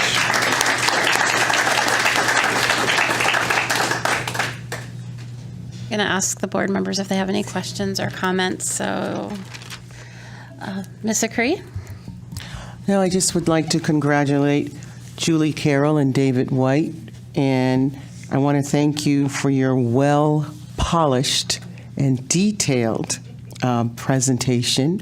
All your teachers and staff members, I thought, were very well spoken and informative. Thank you very much for an excellent presentation. Dr. Kalnin? This was terrific. You guys are doing such a great job. And I learned an awful lot about the services that are being offered, and I'm just really, really impressed. You, of course, approach the issue of mental health through the lens of teachers, hence the term social emotional learning. Teachers can only do so much. The problems, the psychological problems that our kids are dealing with today are so huge that it's just impossible for teachers to manage those problems in a classroom setting. There's the 20-20 rule. I'm not sure if any of you have heard of it. 20% of kids have a serious mental health problem, 20% in the population. And of that 20%, only 20% get any kind of mental health support at all. So the American Academy of Pediatrics, the American Academy of Pediatric and Adolescent Psychiatry, and the American Association of Children's Hospitals issued a statement last fall, just about a year ago, saying that mental health problems among children is a crisis. It's I would argue is every bit as serious as COVID, but COVID is visible and this crisis is invisible. That statement was followed up a few months later by a statement from the Surgeon General saying exactly the same thing, that there's a crisis. So I think that as good as these programs are that you were discussing, they really don't really scratch the surface of children who are in dire need of therapy. And that therapy should be provided in the schools. I know that's kind of controversial, but you have to bring therapy to the kids rather than expecting them to go to therapists. So deal with the problem where it is, which is in the schools. So I just had a number of, along those lines, of mental health, just a number of issues and questions that I'm going to raise. And I don't expect you to answer them at all tonight, because if we do that, we're going to be here until 3 or 4 o'clock in the morning. So I just want to raise the questions just so that we can think about them a little bit and perhaps come back again and talk about them in greater depth. What types of mental health screenings are customarily done in a school setting? Do we ever screen for trauma, beyond the screens that you just mentioned? So do we ever screen for trauma? And if so, under what circumstances? What trauma screens are used, if any? What, if any, evidence-based trauma therapies are offered, or are students referred out for such therapy? If so, where are they referred? And do you get any feedback on the therapy that they're receiving? What is the average and the range of follow-up visits that should be expected by a therapist in the school setting? What are the credentials that a therapist should have in a school setting? And are the therapists required to have continuing educational credits? What resources can be committed to the special case of infant and early childhood mental health? And I know that you touched on that already. We do have child-parent psychotherapy. I'm just wondering how accessible that is to Stowe Early Learning Center and how referrals might be made. If medication is deemed, if there is a therapist present in the school and if medication is deemed advisable for treatment of older children and adolescents, who would prescribe? And what kinds of relationships are established between the therapist, community mental health resources, and the student's primary care physicians? And lastly, if we do have therapists in the school, how are the therapists reimbursed for their services? So just a few of the issues. It's a really complicated issue, but I think that it is really, really important that we deal with this issue of childhood mental health, because we had a few years ago, as I'm sure all of us remember, we had that unfortunate the set of suicides, 2 kids who committed suicide, and we were all so frightened about what happened, and yet we haven't really advanced very far beyond that particular period of time. So thank you very much for this wonderful presentation. Ms. Pickett? First, thank you to everybody who came. Personally, professionally, I live, breathe, eat, read, do way too much of this kind of work. And to hear your thoughtful presentations and the work that the district has done has been really impressive. So thank you. I also have to say how lucky we are to have a pediatrician on our Board of Ed, and I would echo many of Dr. Calnan's questions, because I think something of what I noticed in the presentation is I am big on contextual fit. So we have to think about what works for each of the schools. But I also remember, and I think it might have been our first presenters from Stowe, talking about the importance of consistency. So thinking about what are some of the district frameworks, and it seems like we're maybe piloting some new things, but really looking at what is that consistent feature, language being used, skills being taught, that, families and students and staff are all experiencing, especially since our district has so many transitions for students and families. I think consistency is really important for that work. So thinking about kind of what is our framework and process and protocols around that. The other piece is, as a mom, this presentation was amazing. And I know we get lots of communication about what's happening in the schools through newsletters and things like that. But I think families could really benefit from hearing from the experts in their schools and talk about what does this look like at home? How can we support it? How do we partner and do this work? So some of my ask would be, how can we do this with families and ensure that they're getting the same level of understanding that we all got here tonight. And I'm just going to do some shout outs that the kiddos are bringing this home. So I have a kindergartner and a second grader, and they both teach me star breathing and belly breathing, and there's some calm coloring that's happening in kindergarten that my daughter falls asleep to every night, some Mozart music. So what you are doing is going beyond the classroom walls and is coming home, and she's teaching me strategies. So thank you all, and I'm so excited to hear more about this work. Mr. Hamry, then Mr. LeBlanc. So first off, I'm very humbled to be sitting next to 2 incredibly well-versed Board of Ed members. Holy Christmas.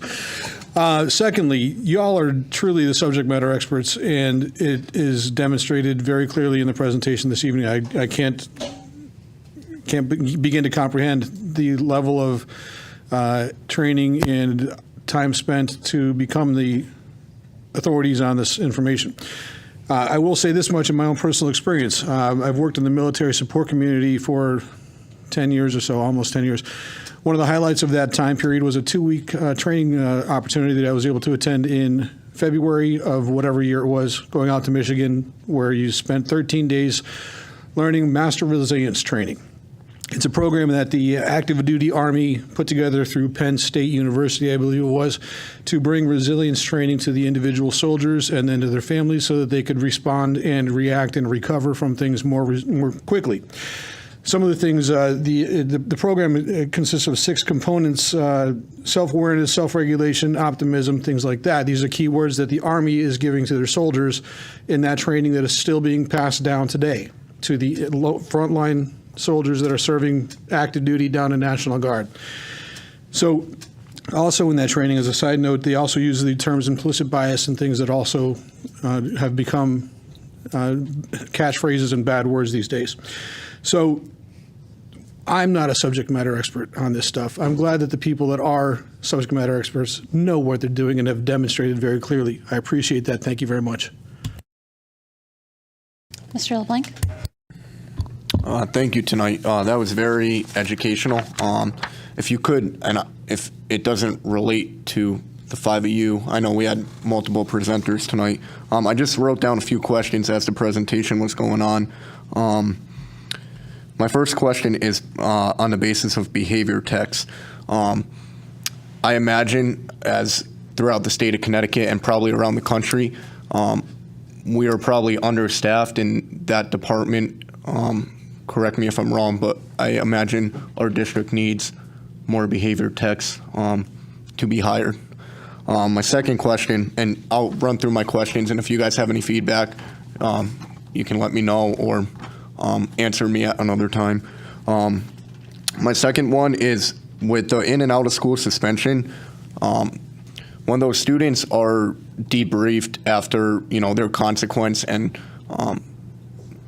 they are taught the corrective actions from their disruptive behavior, what happens if that same disruptive behavior persists after that in and out of school suspension and or debrief once they're back in the classroom population? If that continues, what's the next step beyond that, beyond another suspension? My third, related to the QPR training, question, persuade and refer. With that, if you could go a little more in detail about, on the basis, I can understand what's being said there, but if you could go just a little more in depth on what each of those words mean in that QPR training. And lastly, through ETLA, there was a very good point brought up where those students are followed through their job sites. What is the follow-up on those job sites? What's after a day on the job, do they report back after a week, after a month? How long's that follow-up with them at their current job? So I'll leave it at that. I know that was a lot, but yeah, those are kind of the four that came to mind when this presentation was going on. If you need me to repeat any of them, I'll gladly. It's all on YouTube, Tommy. You don't have as many questions as Dr. Calnan, so I think we're in good shape. So we're jotting down your questions, and if it's okay with the board, we'd like time to review them and to consult.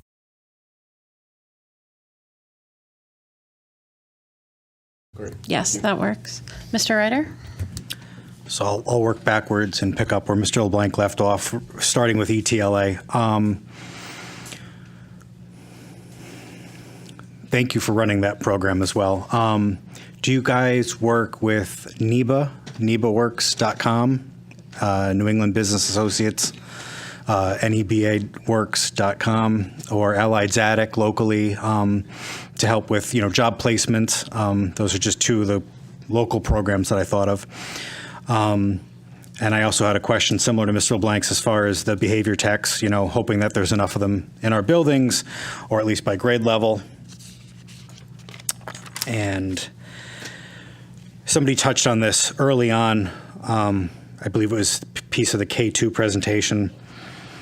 No, actually it was Ms. Short when we were talking about 3.5 and how she said everybody in our buildings has a hand in raising or shaping our students' day. And that's why that, whether it's Teacher Appreciation Week or whatever we're doing, I'm always very conscious. I never just thank teachers. I always say staff or building staff because, like I said, every adult in our buildings has a hand in our kids' day. So thank you to everybody that works in our buildings, not just our classroom teachers. I ask this every time somebody comes with a presentation, can we get a copy of that presentation for us to review? Because I think combing through it, we'll have additional questions. When we were learning more about STOW, we were talking about the 3 tiers But I didn't know if at the Stowe level, if we just kind of kept it at the top level of Tier 1, or if we dove into the additional tiers at the Stowe level.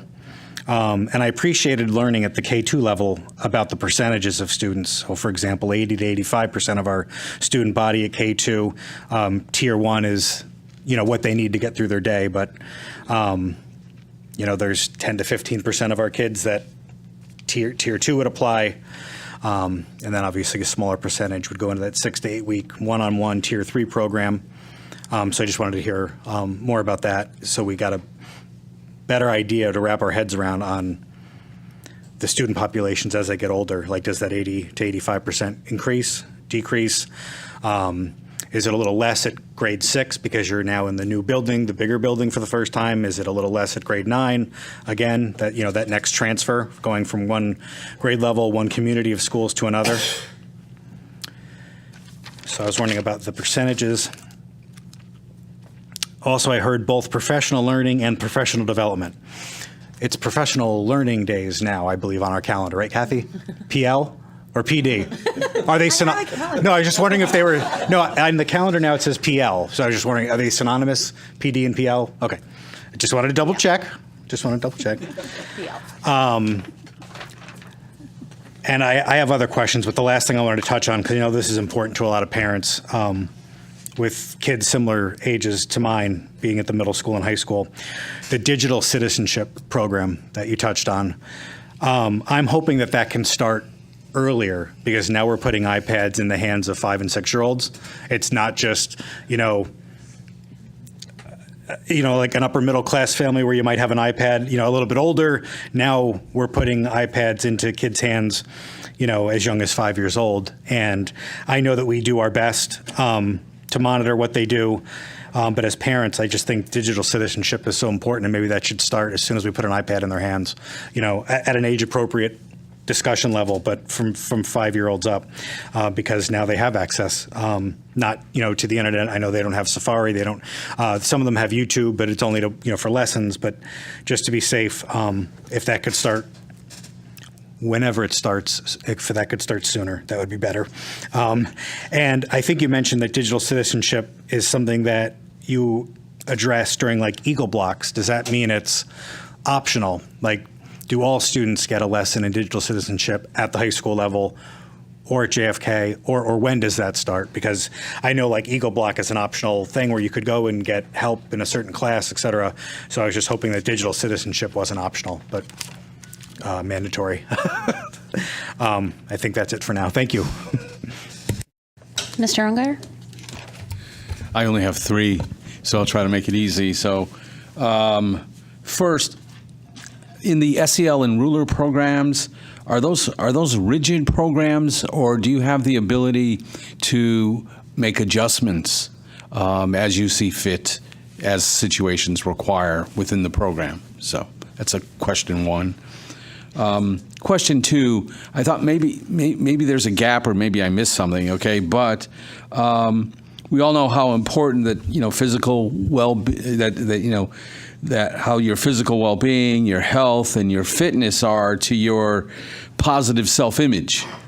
And is there anything in the program that addresses nutrition, making good food choices, weight management, those kinds of things? I just didn't see any mention to that, and that could be very important, for how kids see themselves, how they relate to other kids in relationships and things, and really address overall health and things like that. And then the last question I had was the behavior technicians. Do you know how many behavior technicians we have in the Enfield Public School System? Right now, approximately 46. Okay. And we have behavior technicians. We're fortunate in all of our school settings. So preschool, elementary, middle school, high school, Eagle Academy, ETLA, and they do a fabulous job. And the last thing is just a comment, okay? It's just, this is a old school kind of thing, but we didn't have calming corners when I was going through school. It was, they sent you to the corner, and so that's a little different. It was interesting to see that. So thank you. You all did a great job. Really did a terrific job with your presentation. Thank you. No, Ms. Cushman. Ms. Cushman. There have been so many great questions posed, but I really appreciate, the thoroughness of the slides, and would appreciate if we could have access to them as well. So, because at first I was thinking I could just go through and take screenshots of the presentation, but having them sent would be helpful because they are so thorough and there's a lot of good information. We'd love a chance to reread. So, thank you.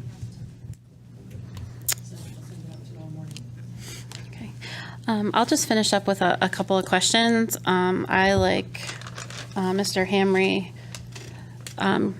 get blown away by Dr. Kalnin and Ms. Pickett's synopsis or questions that they have. But I just wanted to point out more or less a couple things that I picked up on. And I noticed that you are always using resources and partnerships to enrich what you're doing. And I appreciate that this is a work in progress. So you are going to be trying things, and you also said you work or talk to other groups, other school groups, to see what might be working for them. And I just love that because it brings the school community together and makes it feel like we're all doing this together and we're not in separate silos by grade level. So I appreciate that.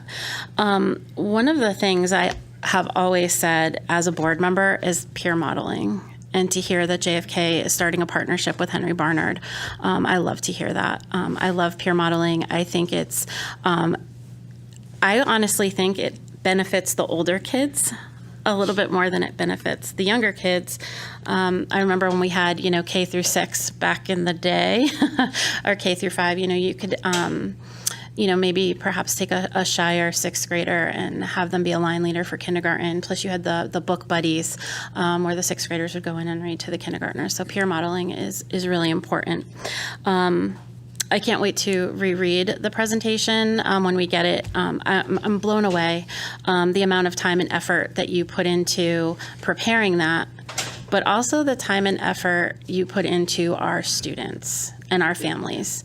I can't thank you enough. And I have said it before that when you come to the microphone and you talk to us about what you're doing, I think we can all agree is we can tell that you love what you do and you love helping kids, and that definitely comes through. So I thank you all very much for your presentation. We're all looking forward to rereading it and combing through, and maybe we can have you back in the spring or at some point to kind of answer our questions. I don't know how we'll culminate that, but we can decide as a board, the best way so it's easier on you guys and so that your focus is on the kids, but getting the information to us. So thank you very much. Thank you.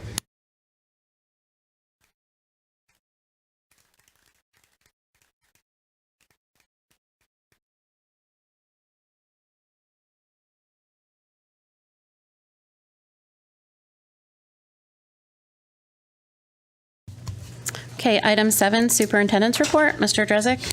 Thank you, Madam Chair. I want to watch how I clear a room. Okay, I've got a number of updates tonight, so I'm going to try to go through them quickly in the essence of time. The first, obviously, being that COVID is still here. We have seen a large number of increases in COVID cases with both students and staff members. Nothing to this point that will change the operation of the district or a particular school, but I can't promise that won't come at a future time. It seems like the last week or so we've seen an increase in cases, particularly in staff in 3 different buildings, but we're hoping that with the new isolation guidelines that we get our staff members back earlier, but I just want to put it on everyone's radar.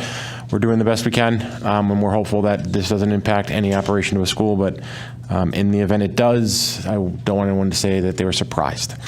I also want to address that I know there's a lot of JFK parents, particularly those of student athletes, who may want to know what's going on with the fields over at JFK. So I'll just try to give you a brief synopsis. It's no one's fault. It's a brand new facility. It's a brand new building. And if anyone's ever tried to grow grass in their home, they know that sometimes when you lay the seed, it doesn't always stick. If you factor in a historical drought, essentially that's what happened. And the way that the process works that I was educated on throughout this discussion on when we would actually receive the fields back is that while the fields are under the control of the building committee, we don't have the ability to use them or maintain them, and vice versa. So when the building committee turns them over to the town, the town is responsible for maintaining them. the question was, because of the circumstances with regards to some of the grass not taking in some particular areas, when was that turnover going to take place? And there was some confusion based on dates, and it's contractual with the building committee. The bottom line is we've had to return the fields back to the building committee so that they can make the adjustments to the field, but in doing so, we can't use them. Again, it's no one's fault, but if we start using the fields, the building committee doesn't have the ability to maintain them or fix them or mow them or do anything like that. So it's an either-or scenario where we unfortunately had to turn them back over. That said, I have to make a reminder that this is a generational facility that this town and this community supported to build, and I know it hurts for those who want to be on the fields now, or for those who were on them and we pulled them off.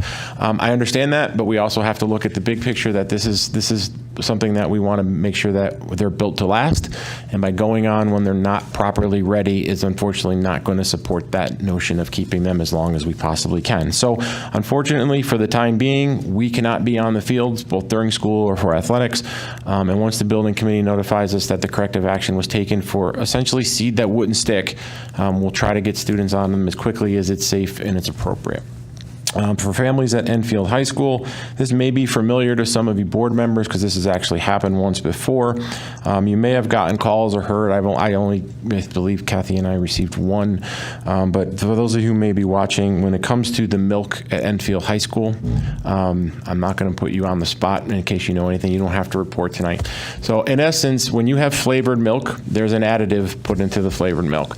And this happened once before. There are cases where that additive, and I may be biologically saying this wrong, when the additive is in the milk, it could cause certain milk products to get thicker faster, and the best way to describe it is it turns slimy. It is not dangerous. If it's accidentally consumed, it's okay. We actually have a letter from the dairy that says this product is in everything. It just fermented different in a particular batch. There were a number of students at Enfield High School that received the slimy milk. They immediately gave it back to a cafeteria staff member. The milk was replaced. We are in contact with the dairy provider. They are well aware. Not only on milk cartons is there on milk bottles, there's a expiration date. There's also a code, a batch code. Can't believe I'm going into this so much, but you'd be surprised at the stuff we deal with on a daily basis. The bottom line, there's two options. If you look for another milk vendor, because this is the second time it happened, or, and that's not as easy just saying don't shop at Stop and Shop anymore, go to Big Y. We can't do that when you're dealing with state and federal commodities. There's a process, so it's not as easy just to say we're going to buy it from somewhere else. Or we can't serve flavored milk anymore. So the amount of complaints that we got about the slimy milk, you can imagine what it would be district-wide if we only served regular milk, because no kid would want to drink it. So that's the predicament that we're in as a district, to say we're going to hope that the vendor controls this and we don't deal with it again. But in the event anyone receives anything, the most important thing is if anyone consumed the slimy milk, it's not bad for you. The information is with our Nutrition Services Department. There's a verified letter from the Health Department that says it's okay, you're going to be fine. But we had gotten a number of questions about this through other avenues, so I figured I would just address it now. While we're on the subject of cafeteria and lunch, as I said earlier in the summer, we're still operating under free and reduced lunch for everyone based on an additional grant from the state of Connecticut. I'm pleased to announce that we're able to continue that program through at least the month of October. We're not sure in the event that it will continue beyond that. We're hopeful, but one of the requirements is we do have to give families 30 days notice if we're going to suspend that. So at the present time, we're all set to go through the month of October. I did have every intention on providing an Alliance update this evening, as I promised at previous meetings. However, there's a couple variables that came into play with that. Coincidentally, I mentioned to the board, I did have my initial meet and greet with the State Department of Ed leadership on being welcome to the Alliance Network. That was simply a meet and greet. There was no formative information that was shared with me at that point. I am now a member of the CAPS Alliance District Committee through the Connecticut Association of Public School Superintendents. Coincidentally, our first meeting of the year is tomorrow morning. And then, in additional coincidence, our first formal required in-person meeting with the State Department of Education with the Alliance Network is Thursday. So if you don't learn from past experiences, that I'm afraid if I were to give an update today, there's a very good chance that all the information I share with you tonight is going to change by tomorrow morning, if not by Thursday. So I'm going to reserve comments in more detail about the Alliance Network until our next meeting, because I don't know what's going to change. But while we're on that subject, one of the things I did want to discuss, because it did come up at a previous meeting, was the data that our district performance data that was obviously released by the state of Connecticut. I just got to keep in mind that although that information has been released publicly, it does take us some time to go through it. In particular, what we're finding this year is that it's taking a little bit longer to put in context what this data means, because for the first time, this is our first snapshot coming out of the pandemic. And that's not built to be some sort of excuse. That's not to say point fingers. The numbers are what they are. But as you guys heard tonight for an hour, our kids are dealing with a lot. And it's going to be reflective in what our performance data is going to be. What we need to do is, before we present that in turn to the curriculum committee like we traditionally do, and then ultimately to a full presentation of the board, is there's two things I'd ask of you, and it's probably questions. As you guys exhibited tonight, you are capable of coming up with a lot of questions. One of the questions that I would like answered before we ever present this to you is, okay, these are the figures, but what's the plan? And what resources are we going to put in place? So prior to getting that would be the traditional holdup before the curriculum committee ultimately gets that presentation. I know, Mr. LeBlanc, you had brought that up last week, and being on the curriculum committee, I'm sure you remember the process. But there is that work is currently being undertaken right now, pretty extensively. And one of the things we find ourselves looking at is, it's not you can just look at data year over year and say, your reading score was this 5 years ago, 4 years ago, 3 years ago. There's a pretty big hole as to, okay, well, what happened here? And we all know what happened. And that's really want to put that into context, and also provide answers to the board to say, we recognize that we're seeing these challenges. You're going to ask me or Ms. Middleton, what's the plan? She needs to have the plan before she comes. She needs to have the plan to me before I even go forward to you guys. So it does take a little bit longer, especially given the circumstances. And I don't want anyone to think we were stalling in any way. It's just, it's a little bit more unique than it's ever been, because this is really our first look at what our kids experienced over the last 2 years, particularly in the classroom. And lastly, we started last meeting where we unveiled our district equity statement. I thought it was important to put it up. I wanted to say that I've gotten some comments on the graphic. It's very difficult to read. That's not permanent. That was for the purpose of that evening, where I thought a visual was important. But as I said last week or 2 weeks ago, when it comes to doing equity work, having a catchy slogan and an equity director in the district doesn't mean that we're done. As a matter of fact, doesn't even mean that's where we start. It was important to identify, before we went any further, a common language, as some of you referred to in your comments when it comes to SEL learning, so that we all understood what we believed and what we thought this work would be. So we finally were able to accomplish that and send that out last week, and it's gotten very well received, not only by you as members of the board, which I appreciate. I also heard that the town council discussed it at a meeting that I didn't see, so I'm hearing that secondhand. But I thought it was a good opportunity to share with the board and the community some of the things that we're currently doing and that were already in play prior to even the creation of an equity statement. And the first thing that we started doing through an administrative leadership team, our administrative council, is we actually embarked in a book club. And we had our first group meeting in person finally a few weeks ago. So I actually have a copy of the book here. It's nothing controversial. It's 5 Practices for Equity-Focused School Leadership. And the purpose of this is that now that we've identified what equity means to us, we need to look at it through the lens of our kids. What does equity mean to them? What are the opportunities? What are the gaps that we need to address to make sure that every kid has the resources and the support that they need? And through that process, although, as I said last week, I can't ask you guys or force you to do anything, but if we weren't 4 books short, you would have had one of these on your chairs tonight, so that the board, if they wish to follow along with what your administrative team is reading, you certainly have that option. If you decide to take it into your own book club, you certainly have that. You're not invited to ours. That would be a public meeting, and we're not posting those. But you have that opportunity to do so if you wish. Like I said, we only had 5 extra copies, so we're waiting for 4 more to come in. So once they're in, we'll make sure we get them in your hands. And then whatever the board wishes to do with that, we're more than happy to assist with that as well. Another big step for us, and I think some of you who were on the board at the time when the board engaged in a professional development or professional learning opportunity, whatever letters you want to use, with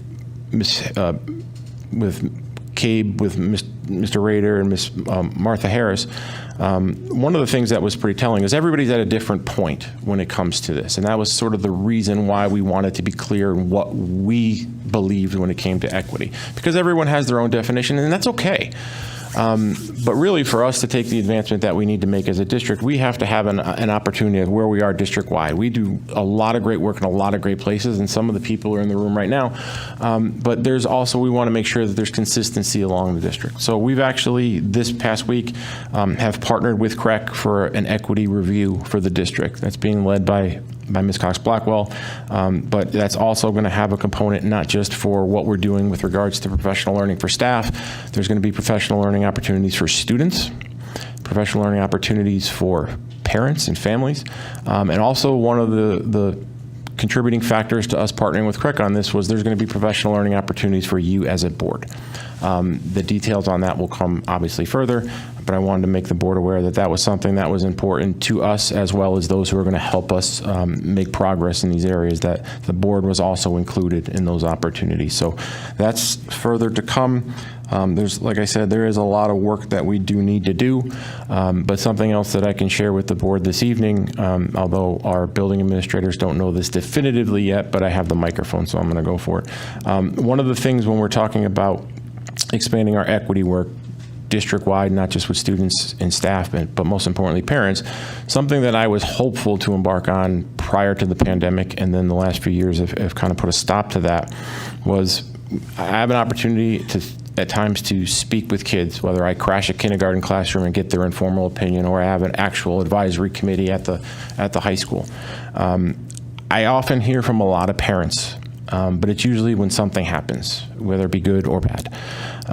But I want to make sure that I do a better job at actually hearing what parental concerns are, and whether it's good, bad, indifferent ideas. Everyone has their own opinion on certain things, and that is important for me to move this district forward and where we need to go, because ultimately it's your kids, it's your families. We had great presentations last week, not this week's, but from parents in the community through Parent Leadership Academy, through PEP, and that sort of reinforced the notion that we as a district, not as a board, you guys have the right to do what it is that you choose.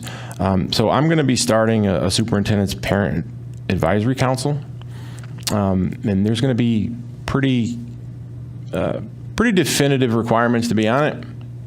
You need to be a parent. Kids got to be in our schools. And most importantly, I need a very good representation of all of our families in town. So I envision the reach out for volunteers, if you will, to be from our pre-K level all the way beyond high school, including ETLA. And I'm going to ask for representation from not just all grade levels, from parents and families that bring different experiences, whether it be culturally, language, whatever it is that makes our community unique and special, like we said last week, that needs to be represented in the room. Let me be clear, this is not yours. Now, there might be times where some of you may be welcome if you'd like to listen in or participate, but again, it's not yours. I'm not trying to duplicate what some of you were trying to do at one point throughout your discussions, but this is something that's important for us to do, and it's actually been in the works for quite some time, but albeit the circumstances of the pandemic got in the way. I don't anticipate there being an agenda when we finally do get together. Parents who are watching, if they're interested, I'm going to actually reach out to our building leaders and ask them to solicit, applications is a bad word for it, but interest from families, and have that coordinated, because they know our building administrators better than they know me, and that'll give them an opportunity to ask questions about what this may ultimately be. The other big criteria is the agenda items I'm not setting. My first responsibility is to get everybody in a room and have them tell me what's important to them. And then from that point, we'll have the opportunity to set future agendas based on topical discussions that are of interest to our families. So for me to come in and say, I'm going to have an advisory group, and today we're going to talk about this, that defeats the purpose, in my opinion.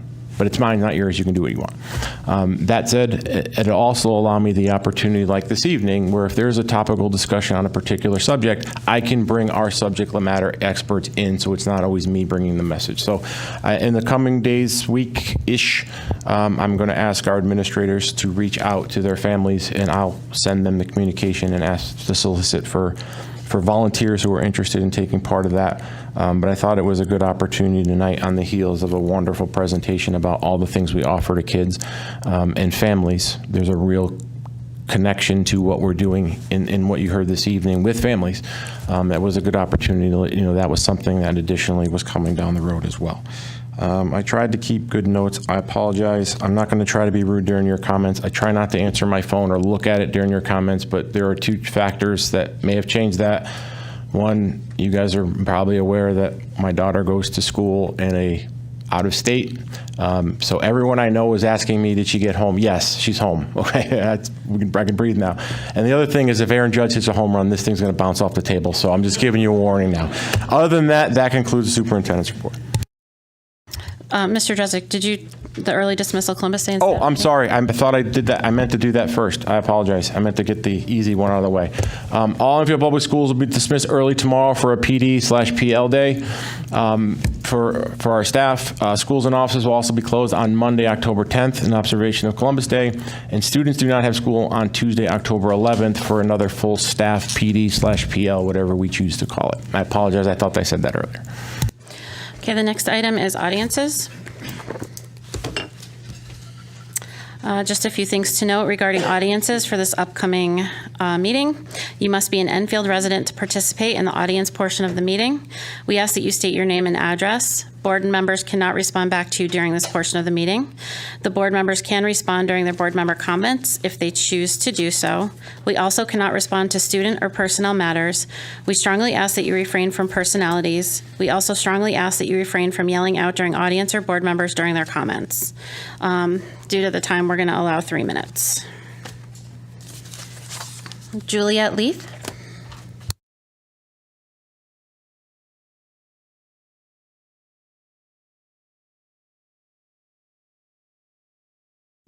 Miss Leith, just make sure the red button's on. It's on? Yep.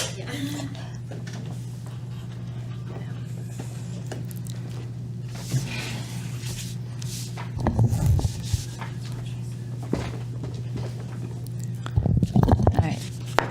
Juliet Leith, 3 Catherine Road, Enfield, Connecticut. Most people would answer the "why are they here" question concerning public education employees in Enfield by responding, they are here to teach students to the highest level of academic performance within their given ability levels. Expectations are that children will be taught core curriculum for excellence because having such an education opens many opportunities after high school graduation. Philosophical musings may have their place, but practically speaking, our Enfield Public Schools students need this board to work together to ensure students are educated to their ability levels, no matter their ethnicity, their race, religion, social identification, what their family looks like, or their family's income level. School boards are charged to work with their communities to improve student achievement in their district schools. This means maintaining high academic standards, transparency, and accountability. It means supporting teachers. Support is not excessive paperwork and meetings. True teacher support includes help such as supplying exceptional academic curriculum with workbooks, paraprofessional staffing, and uninterrupted classroom time. Instruction times. Parents, guardians, and taxpayers want to hear reports concerning how teachers are being supported to improve academic scores. They want to hear what teachers are saying about what helps or hinders them in meeting academic goals. They want to know what resources teachers need in order to reach those assigned grade level goals. Reasons for our low student achievement scores have previously been outlined by our superintendent. However, reasons should never become excuses. Educational strategies and resources are available for academic improvement. Enfield's low academic achievement scores have been flagged by the state. Commitment to instruction of core curriculum. the 3 R's should be given top priority. There are 180 days in a school year. Those days need to be dedicated to improving student academic learning and core curriculum. By purposing to work together to support our educational community, a true vision for student achievement can be implemented in Enfield. Working for educational success should go beyond politics and personalities. Valuing and respecting each other shouldn't be left at the classroom door. Respectful cooperation should be modeled to children by adults because actions do speak louder than words. The potential for each student's achievement according to their God-given abilities is limitless, but where there is no vision, the people perish.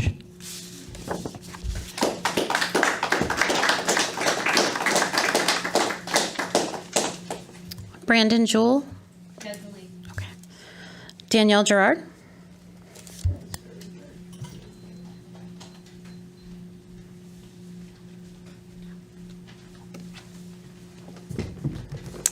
Danielle Gerard, 18 Edgewood Drive.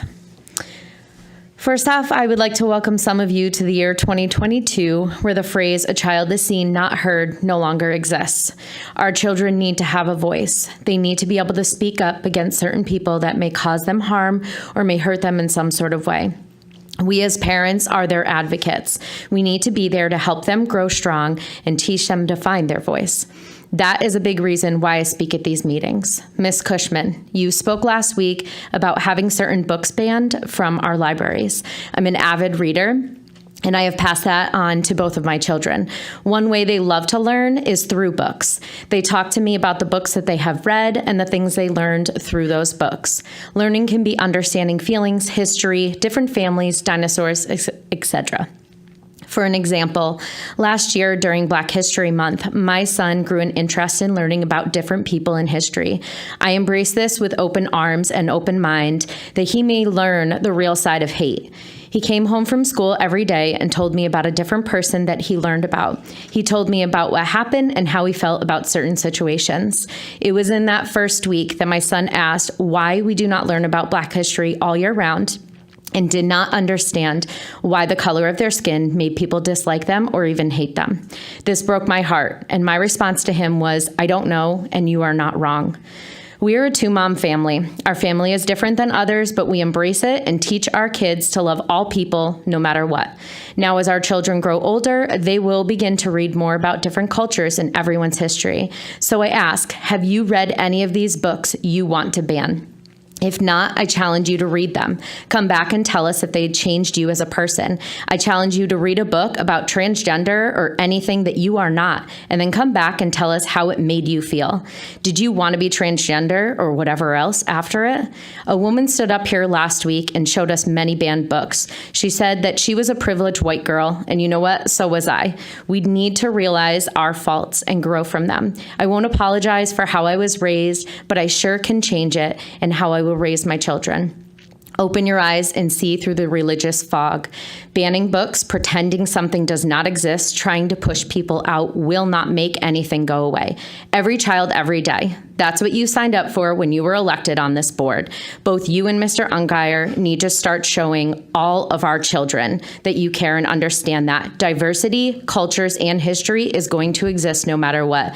I leave you all with this last question. Where has our intellectual freedom gone? Thank you.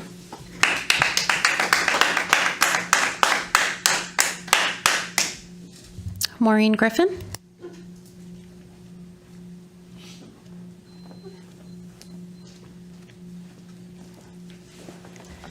Maureen Griffin, 98 Abbey Road. First, I want to start as someone who has used the services, SEL services, through all levels of the school, have children of all abilities. They aren't kidding. They provide wonderful services, not only to the child to find ways that they can succeed and find successes in their days, but they're also there for the family to help them understand the needs of their child, limitations might not be the best word, challenges of their child, and how it impacts the rest of the family. And yeah, you guys do an awesome job. Thank you. Now, on to the other stuff. Hold Thank you for the equity statement. Thank you for the equity statement. It means a lot. Regarding the idea of needing to review the books, one of my children is very advanced, has been reading well above grade level for years.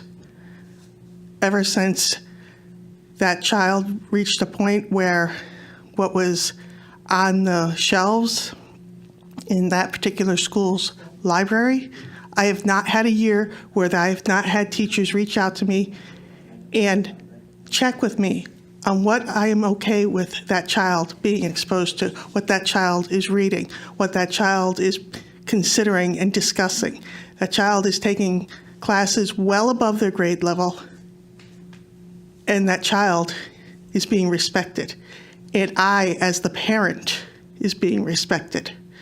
They don't need someone else coming over, looking over their shoulder, because they already know their job, and it's to work for the betterment of the children. And they know doing that with the parent is what works for everyone. And so they don't need you to check every little thing they do. And also regarding limiting what's on the bookshelves for the children. It's really important to have a diversity in your selection of books, especially for the mental health of the students that don't fit the small mold of what I grew up with on the bookshelves of my school, what you grew up on the bookshelves of your school. They need to see stories where they and their experiences are normalized, not pushed to the side. If you want mental health support for the children, let them see themselves being treated as everyone else, not as something that is a pariah. It doesn't work for them. Regarding the equity, I encourage you to go beyond any prepackaged diversity or equity programs, which I know Ms. Cox-Black will definitely do. Thank you, Ms. Griffin. Your time is up. Okay. Thank you. Bye-bye.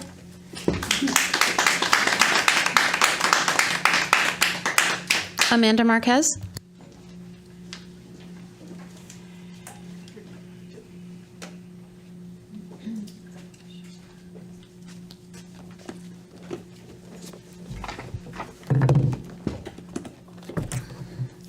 Amanda Marquez, Hoover Lane. When the PETS assignment is questioned, the only answer that this board and superintendent like to use is, it was a mistake. The definition of mistake is an action or judgment that is misguided or wrong.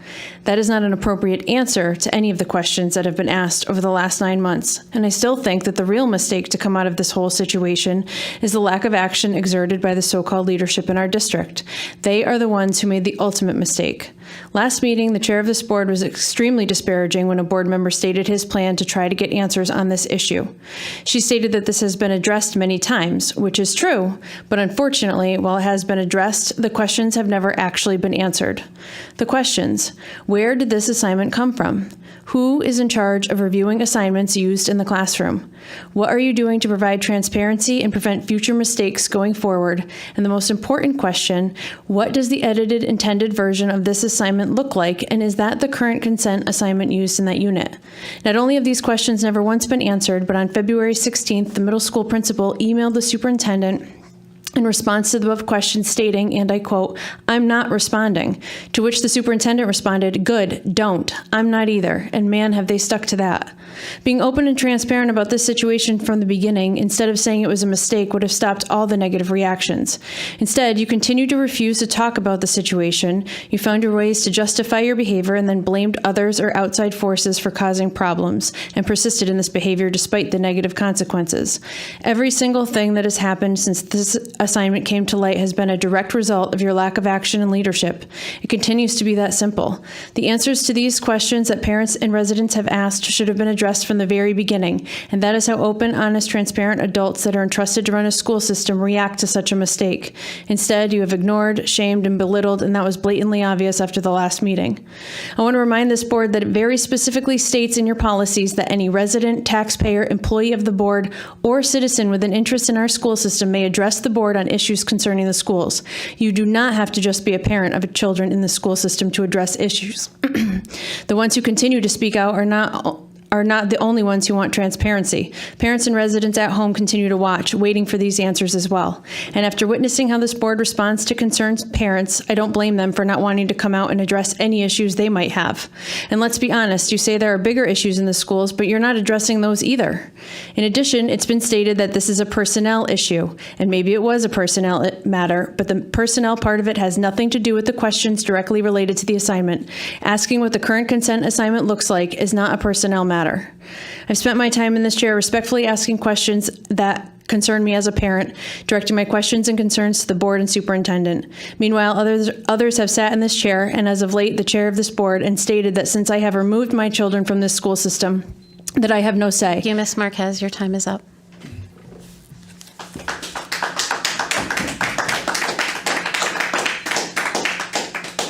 Peter Janitis.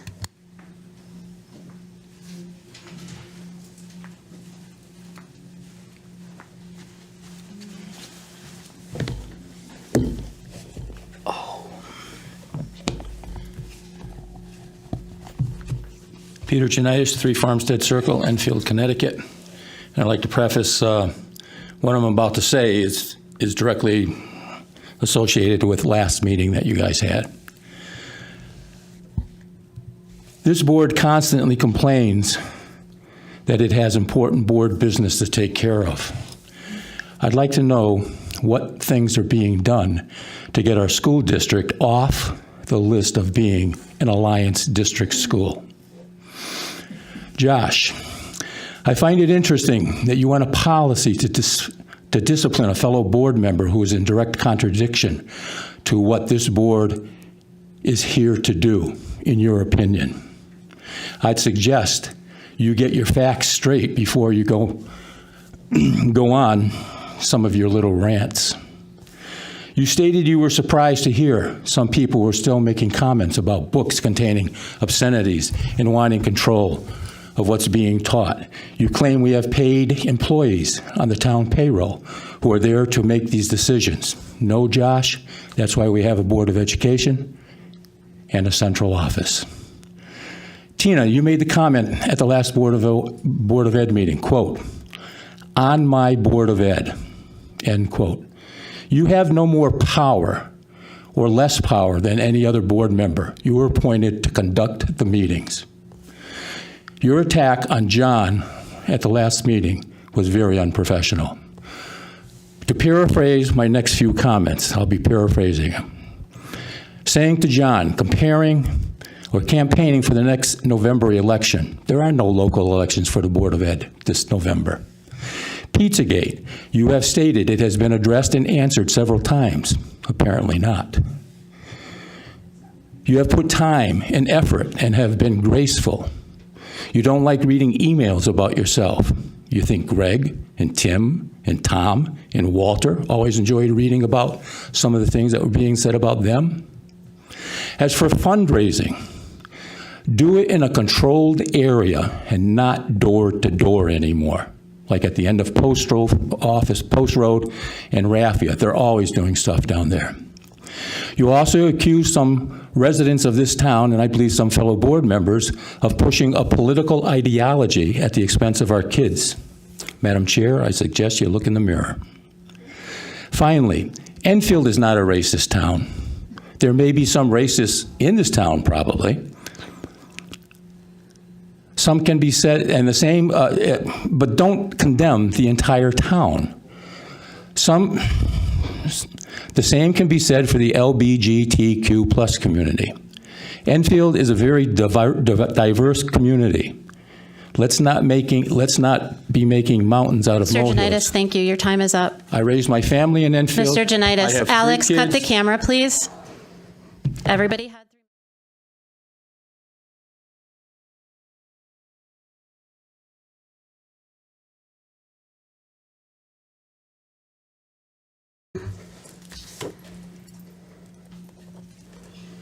Liz Davis. Well, I guess everything I was gonna say is gonna change now. Ooh, someone's awful short.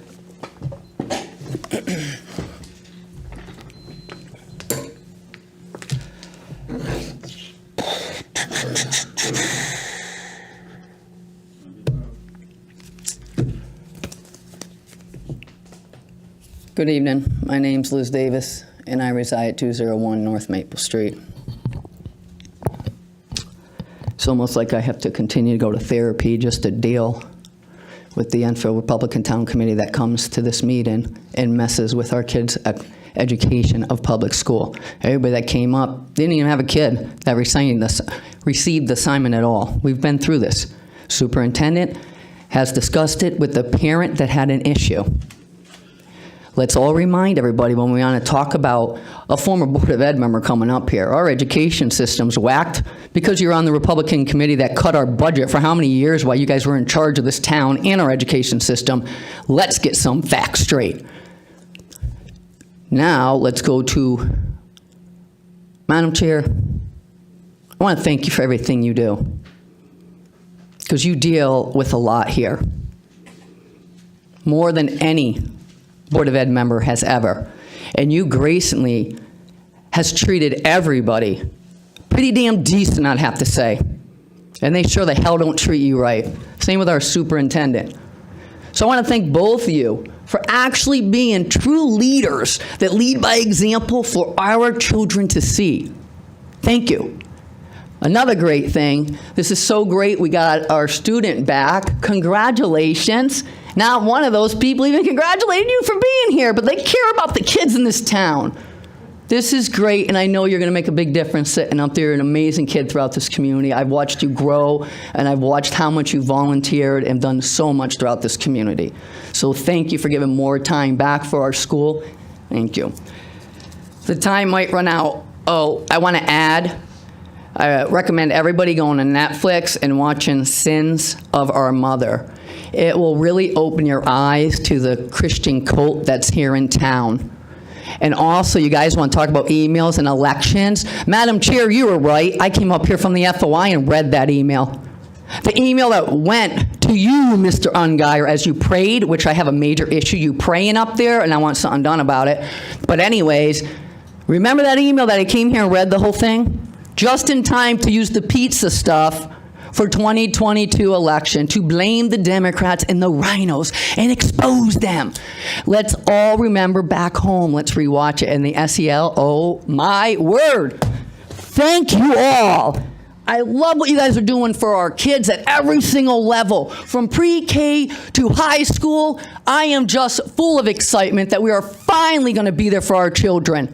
And we're investing in this and that. It's amazing how things change when you change the leadership on our Board of Ed. So, Madam Chair, thank you again for all that you do. God bless you.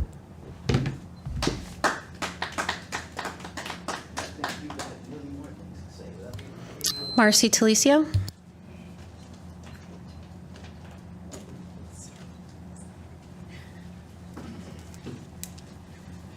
Okay, Marcy Talicio, 23 Coolidge Drive. I also want to thank Tina and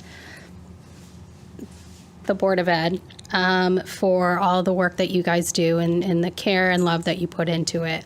I know that it truly means something to you, and you're really focused on making our kids' education better, or as great. Continuing that. I want to thank Andy and Chris. Andy, poor Andy, always gets left out, but I'll thank him too, just for making this year start. It's a really good start to this year, so thank you. I want to say that I got a few responses back from my email regarding Mr. Ungeyer and his behavior, as well as recommendations and resources for the Board of Ed to look into. I will say that none of those responses came from Mr. Ungeyer, so just curious why. Seemed to be really good information that you might find useful, but apparently you do not. So back to what's really important, which is our children's education, and I want to stay there. I think that this meeting has started out in a really good space, and exactly what this meeting is intended to be. I do want to ask if we know or if the DEI strategic plan has been released. If not, when will it be? And I'm really happy to hear, Chris, that this DEI structured plan is going to be implemented. I think that that's actually really great. And I want to say that the FAFSA completion program, working with families to help them in this process is really important, and I'm glad that it's happening because so many parents have no clue what's even going on. So this is long overdue, and I'm happy that it's happening. So thank you.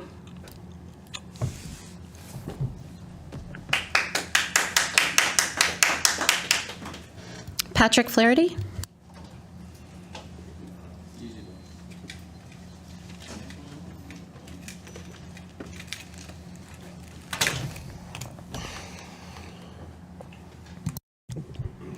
Patrick Flaherty, 78 Jackson Road.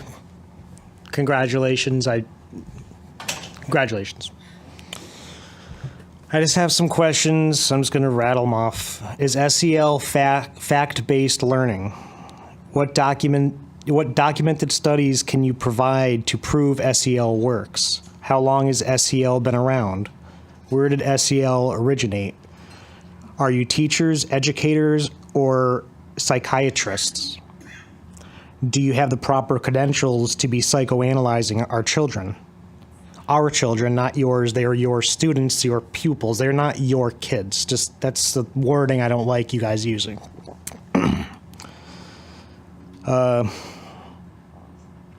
Who gave you the authority to provide social emotional interventions? Is it possible that SEL is not for everybody? Can I opt out of SEL?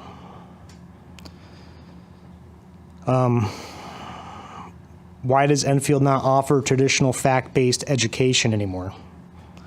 How much screen time do you plan on giving my kids this year?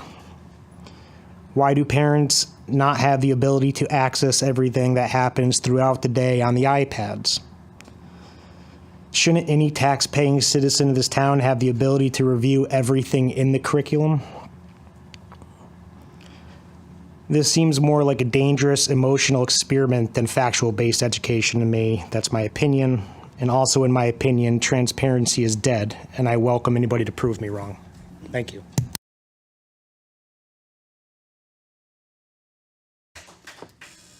Audience is now closed. Moving on to board member comments. Morgan, do you have anything you want to say? I don't want to put you on the spot, but if you want to say something, we'd be happy to hear from you, but don't feel pressured to do so. And yeah, and if it's late and you want to head out, feel free to. I actually have a question for Mr. Drezek. Regarding the milk situation, is this only happening in the high school, or has it been found throughout the entire town? Yes, you can. May I answer? Yeah. Okay, thank you, Madam Chair. Ironically, this only affected a certain number of milk products at just Enfield High School. It's possible that so every milk container has a batch number on it, and coincidentally, the batches that this was to be found was only at Enfield High. But we did check all throughout district-wide. Morgan, you're going to do great. One of the last student representatives we had, well, a few of them, they definitely gave us their opinions or thoughts on the matter. So that's what you're here for, and we'd welcome that. So thank you. Ms. Sakri? Good evening. I'd like to congratulate our new student representative, Morgan, and all the other, and Caleb, and the alternates, Jimmy and Samantha. Thank you, and I'm looking forward to seeing you at the board meetings this year. I would like to do some Crandall announcements. We're still at Crandall in Spirit Week. Tomorrow will be Wacky Tacky Day, dressed as wacky as you dare. Thursday is Sports Day, so wear your favorite sport or team gear. And Friday is School Colors Day, so wear red and blue. Crandall is also having their annual Parent-Teacher Fall Conferences. They are November 3rd, November 7th, and November 9th. Please reach out to your classroom teacher. This is a great opportunity to hear about your child's progress. The Barnard Crandall PTO Book Fair will be held on October 3rd and also on October 6th. The location is the Prudence Crandall Cafe. There will be a bake sale on October 3rd from 6 to 8 and an ice cream social on October 6th from 6 to 8. And if you would like to RSVP, please do so by October 1st. And that was sent on the link that was sent out on the flyer or in their newsletter. There is going to also be a fundraising event at Moe's Restaurant that's put on by the Barnard Crandall PTO on October 4th from 5 to 9. And at Crandall, October 5th is School Picture Day. Thank you. Thank you, Ms. Acree. Dr. Kalnin? There's going to be a very short report because Stowe is going to hold their first meeting in October, and Kite hasn't had a meeting since our last visit, since our last meeting. So, as of September 26th, masks will no longer be required at Stowe. They will be optional. There will be an open house on September 29th from 5:30 to 7 p.m. All children attending Head Start must be vaccinated against flu by December 31st.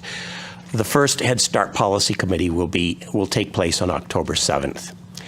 With respect to Kite, the Kite annual dinner celebration will be held on October 12th at the Enfield High School Cafe to review the achievements of the preceding year and the possibilities for the year to come. Funders, supporters, parents, and collaborating organizations have been invited to attend. Catering will be provided by Enfield High School culinary students and Chef Ogrodowski. And that concludes my report. Thank you, Dr. Kalnin. Ms. Cushman?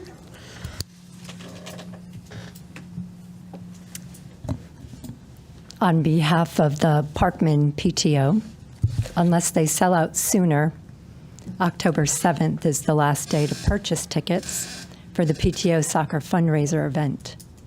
The game between the Hartford Athletic Men's Soccer Club and the Oakland Roots will be played October 8th at the Trinity Health Stadium. It's a great time to spend with family and enjoy soccer if that's a sport you enjoy. My comments last time about books, I noted that movies, television programs, music, video games, they all have ratings to define what constitute obscenity. But books remain without any guidelines, and they remain unrated. I'm not looking to ban books.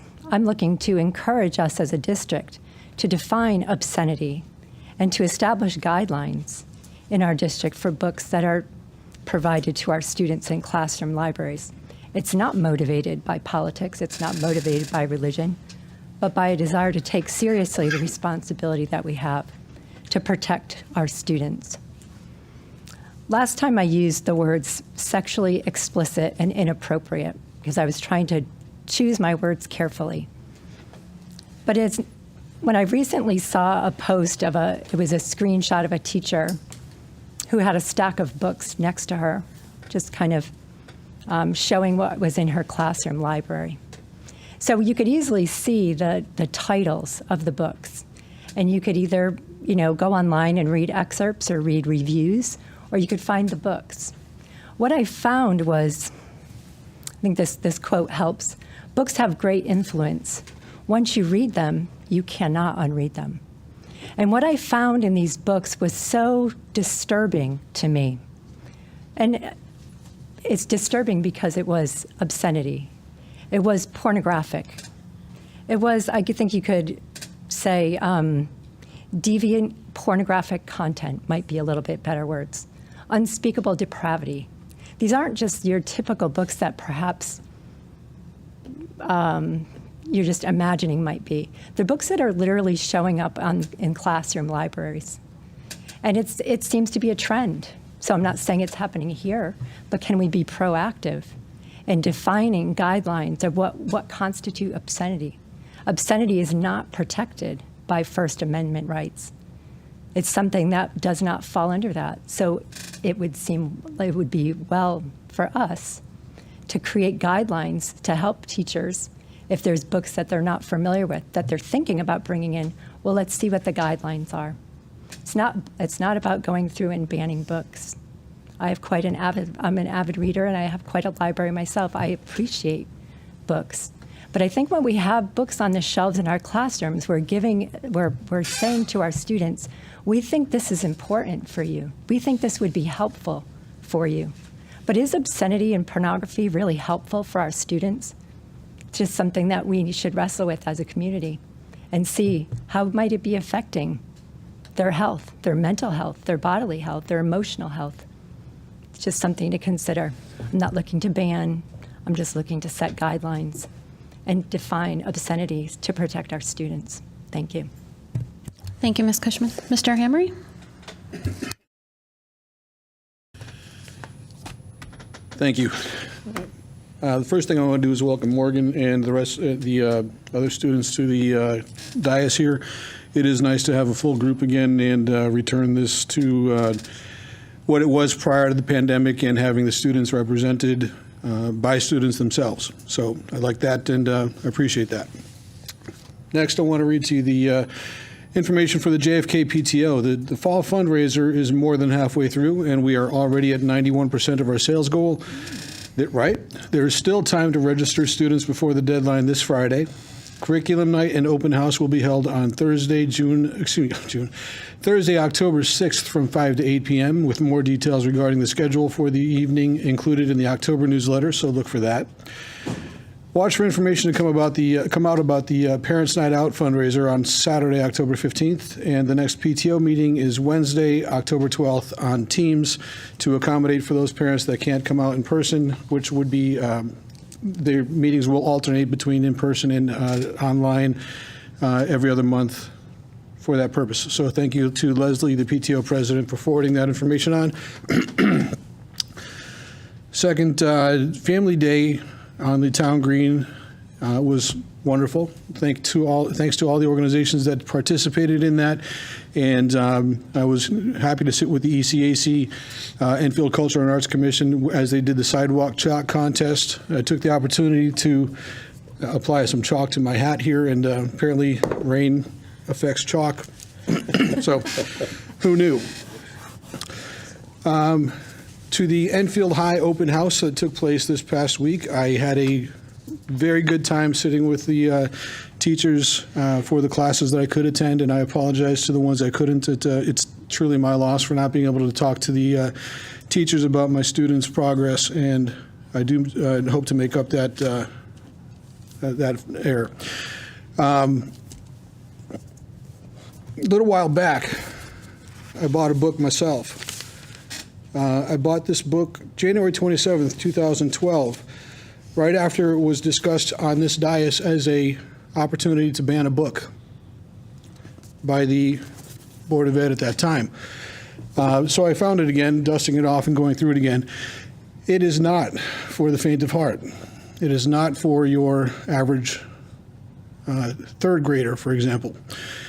But it is not my responsibility to tell your third grader that. It is yours. It is not our place to tell the librarians who are on the payroll for the Board of Ed to do what I, as a person with my own beliefs, believe. It is that librarian's decision, expertise, that allows them the position to provide the reading materials to the population of the school and of the town so that they can consume what they choose to. It's an individual choice.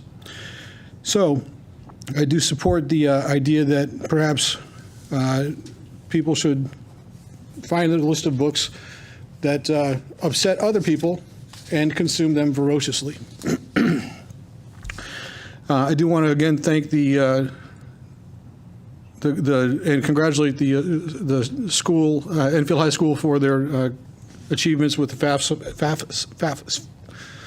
Always pronounce it wrong, FAFSA, and particularly for the ESL families. It's nice to see that a demographic that is starting off behind just based on language barriers, given that opportunity to improve their situation. I do apologize for not congratulating Jason in that as the last in the video of that presentation by SEL for having the drive to take that initiative to put together the video where he clearly demonstrates the impact that SEL through Enfield Public Schools has had on him throughout his career.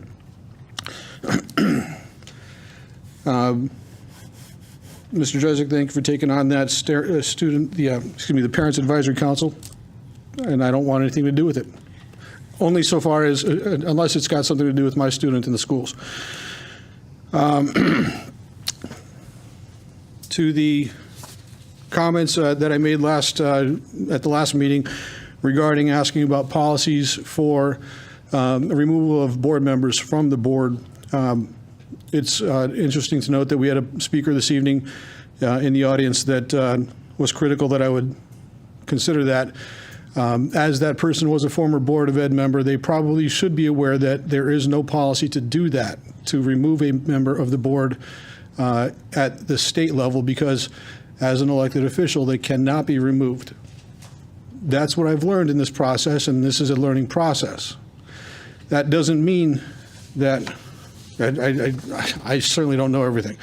But again, the policy is that, and the board has been provided that policy that, and or will be rather, I apologize if I'm talking out of context from the subcommittee. But it's something to be said that the parents and the citizens, the residents, the taxpayers, however you want to label them, it's something to be said that there is an uprising every so often and a clamoring of concerned individuals that, myself included, came into this room one time and said, I'm a PTO president and I vote. And I could hear the chuckles under the breath of some of the folks at the time, because the fact of the matter is, once we're on the board up here, it's up to the local Republican and Democratic town committees to determine who stays on the board and who doesn't. So I will serve to the best of my abilities on this position for as long as I'm able and as long as the Democratic town committee will have me. Same with the Republican town committee and its members. So for any change to happen, and I knew this before I asked the question, but I wanted to ask the question just for due diligence purposes. The only way to change this Board of Ed is to change the process, which is nearly impossible, if not impossible, or to change the people at those committees. That's the only way to do it. So I appreciate the enthusiasm, the passion, and excitement that people are demonstrating when it comes to the reactions to comments and situations that we've become involved in recent times. I do hope you understand my logic for asking for that policy, so I can understand and I could demonstrate to you why we as a board cannot do that. Thank you. Thank you. Thank you, Mr. Hamry. Mr. LeBlanc? Good evening. Morgan, congratulations. The only thing you're missing is a sign over there. I'm sure we can work on that. What's that? Got a name. Oh, at the back of the, see, you're going to get one. Got tag. Oh, you do? Yeah, perfect. My questions tonight are through the chairman to the superintendent. If they can't all be answered tonight, I understand, but they're just kind of thrown out there. One has to do with the HVAC systems in the school. I know that was a big topic as of late, and I may be a little lost myself on where it stands with everything going on, especially with our roof replacements and stuff like that. But the governor did come out and announce that through the ARPA funds that he's looking to provide, I want to say it was 90 million, it could be a little more over that, into upgrades that public schools would be eligible through grants to upgrade their HVAC systems. I don't know if that's something that, I don't know where it currently stands in the state process. I know the governor just talked about it. I don't know if anything's been passed, but if it was to be passed, is that something Enfield's looking into? Are we already up to date there? Again, I may be behind on that, but just some clarification there with the governor's announcement. And then this, a student emailed us. I won't identify that student. I'll just identify him or her as LB. Again, I know I spoke to the superintendent, and thank you to our assistant superintendent, Andy. The student's proposal that he or she brought up, or he did come to a meeting and spoke of a policy in which an A- or higher in the class, and you don't need to take the midterm or the final. If he or she is watching, I just want them to know that this is being passed up. Our superintendent was informed of your email, and our assistant superintendent asked for your email, so they're looking into it. I just didn't want the student to think it was being ignored. So thank you to our administrative offices for looking into that. And then lastly, just has to do with the presentation of like where we stand academically, and it kind of alludes to what you were trying to state, I believe. And with that presentation, at least personally, I can't speak for anybody else on the board, but for me personally, when that presentation does come that I asked for last meeting, and when that's presented, I think it's just a starting point. Personally, I'm not there to look at a PowerPoint or a presentation and see where we stand and critique it. I know, like, as you stated, the last 2-3 years have been nothing but hectic. So when that presentation is presented, I think it's nothing more than what I just said, a starting point, and then we can go from there and see where we need to, what areas we need to work in, and where we need to put some extra focus. So I think that'll be informative, and I think it again goes back to what you were trying to state earlier. So thank you for clearing that up. And really, that's it tonight. Thank you. Thank you, Mr. LeBlanc. Mr. Ungary? So Hazardville, Hazardville Memorial School, this Thursday, September 29th, is their picture day. And October 4th is the grade 2 mentors visit. So that's what's happening at Hazardville Memorial. And I'm going to read from a press release that was issued earlier this month from a neighboring school system. On August 25th, 2022, the Connecticut State Department of Education released its 2021-2022 state assessment results. And it's no surprise, it showed that the subject areas of English, language arts, mathematics, and science were lower than the performance levels that were recorded during the 2018-2019 school year. It showed about a 4 to 7% decline from the test scores of the year before the pandemic. So the reason for the decline in test scores is clearly the impact of the pandemic. However, Ellington students in the grades 3 through 8 scored as proficient in mathematics and English and language arts in Smarter Balanced Assessments, SBAC, and the average student achievement test, the SAT scores, went up for 2021-2022 relative to the pre-pandemic levels of 2018-2019. Ellington was the only public school district of approximately 169 in Connecticut where the scores actually went up. So I had spoke with the superintendent about this press release, and I asked him about it, and he said that that the superintendents share best practices. So through the chair to the superintendent, Mr. Superintendent, when you're sharing best practices with Ellington, would I'd like to know, what is it that they did, or what is it that they didn't do to achieve this, please? Thank you.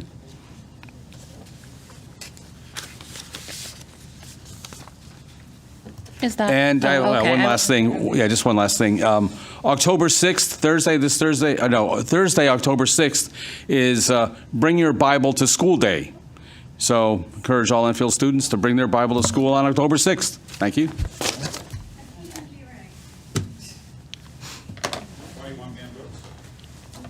Mr. Ungeyer, can you just tell me what that's through, the 10/6 date about Bring Your Bible to School Day? Where's that through? You know, you can just look up. It's a national thing. National Bring Your It's Bible. a national Yeah. Bring Your Bible Yeah. to School Day. It Interesting. happens like once every 2 or 3 years, and it didn't happen until like. Can everyone in the 2019. audience quiet?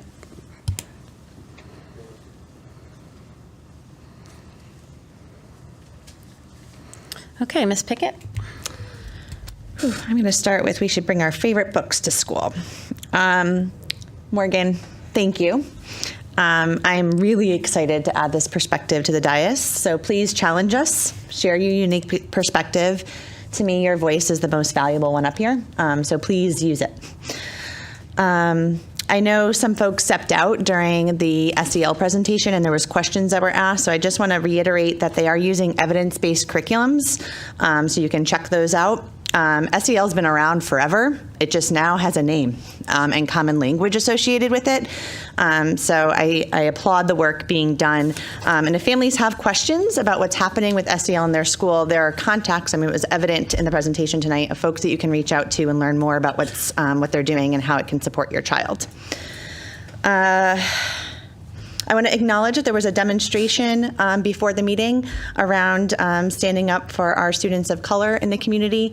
Thank you to the families and community members who came out for that. As you can tell, equity is work that we are committed to here as a board and as a district. And personally, I think racial equity needs to be at the heart of that equity work because everything else intersects with your racial identity. So thank you for continuing to use your voice.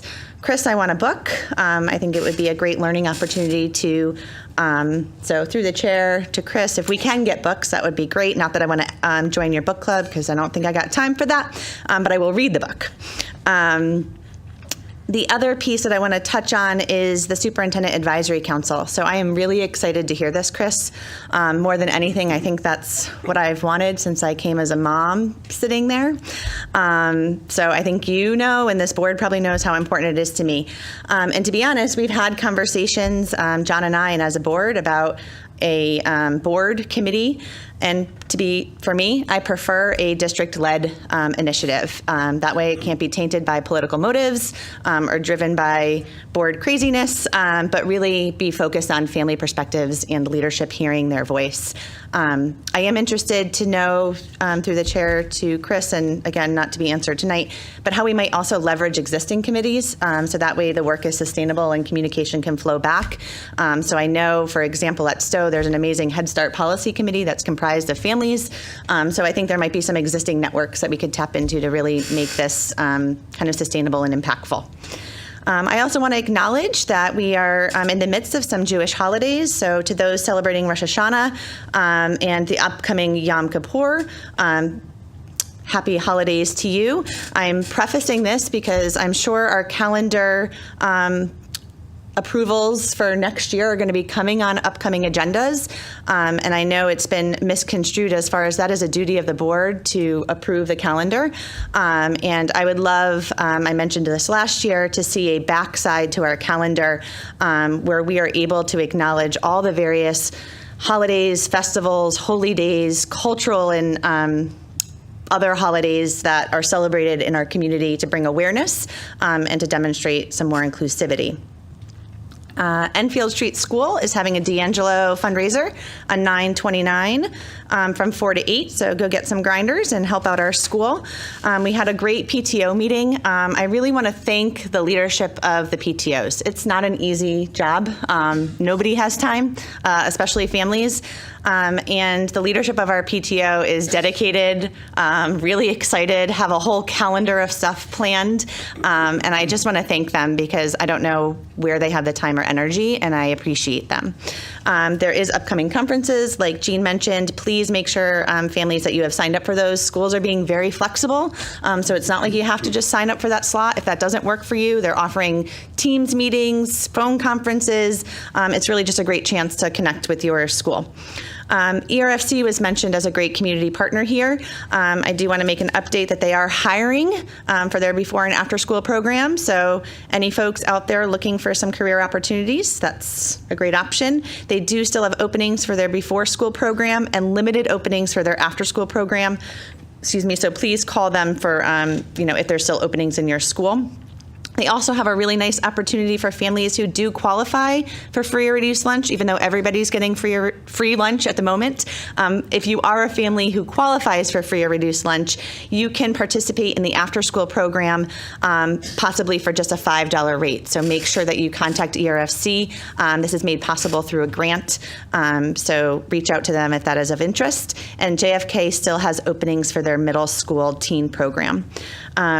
Again, thank you to the presenters who came out tonight. Thank you to the student reps. And excited to continue to hear the work ahead. I think as far as board priorities, much like John LeBlanc, I'm interested to hear about the district's goals moving forward and how we will be achieving those. That's the business that I think we're here for. Thank you, Ms. Pickett. Mr. Ryder? So first of all, I want to thank our student speaker, Mr. Jones from Eagle Academy. That was a great speech, and I'm glad that you are excelling, soaring, if you will, at Eagle. Morgan, welcome. Look forward to having a second colleague of yours join us as well. First, I'll start with my updates for Eli Whitney. Eli Whitney is holding the first assembly of the year this Friday. We're excited to be able to invite families of the students who are presenting join us. So if your student is presenting at the assembly, the parents have already been contacted, and we hope that you can join us. Eversource is coming in next week for a Power Squad assembly for all levels. Picture Day is October 19th, and that is the same day as the October PTO meeting. Information will be going out to families soon about a trunk or treat event. That'll be on October 26th, I believe from 4 to 6 in the afternoon. And there'll be a Whitney Walk on October 28th. There'll be additional details about upcoming curriculum night, collaborations with the PTO, and our Whitney families coming in November. As a parent, I was also at the Enfield High open house last Thursday. I did see you briefly as we were going to our different children's classes. So I wanted to thank the teachers that I had a chance to meet, as well as all the staff. The staff was very friendly. The student liaisons were all over the building, showing us parents, where it's very hard to get around. And I've decided to excuse my daughter on at least a handful of tardies because her schedule is literally like the letter Z. She's all over the place. But I also did both of her days. And she doesn't do that because we did the A days and then the B days all in like a 2-hour window. And fortunately, she only has to do a couple of those per day. But I wanted to thank especially the teachers of our freshmen because it's anxious. It's an anxiety-riddled thing. It was for my daughter before freshman orientation on that Friday, in late August, before she went and actually saw the building. It's anxious for the parents. Going to middle school, you feel that, and you feel it again at the high school level. It's kind of like running a race. Like you get to the starting line and you get the butterflies, and if you don't get them anymore, it's time to hang it up. So it's nerve-wracking. But everybody was so kind and understanding when I showed up to each class a minute or two late as well. Also,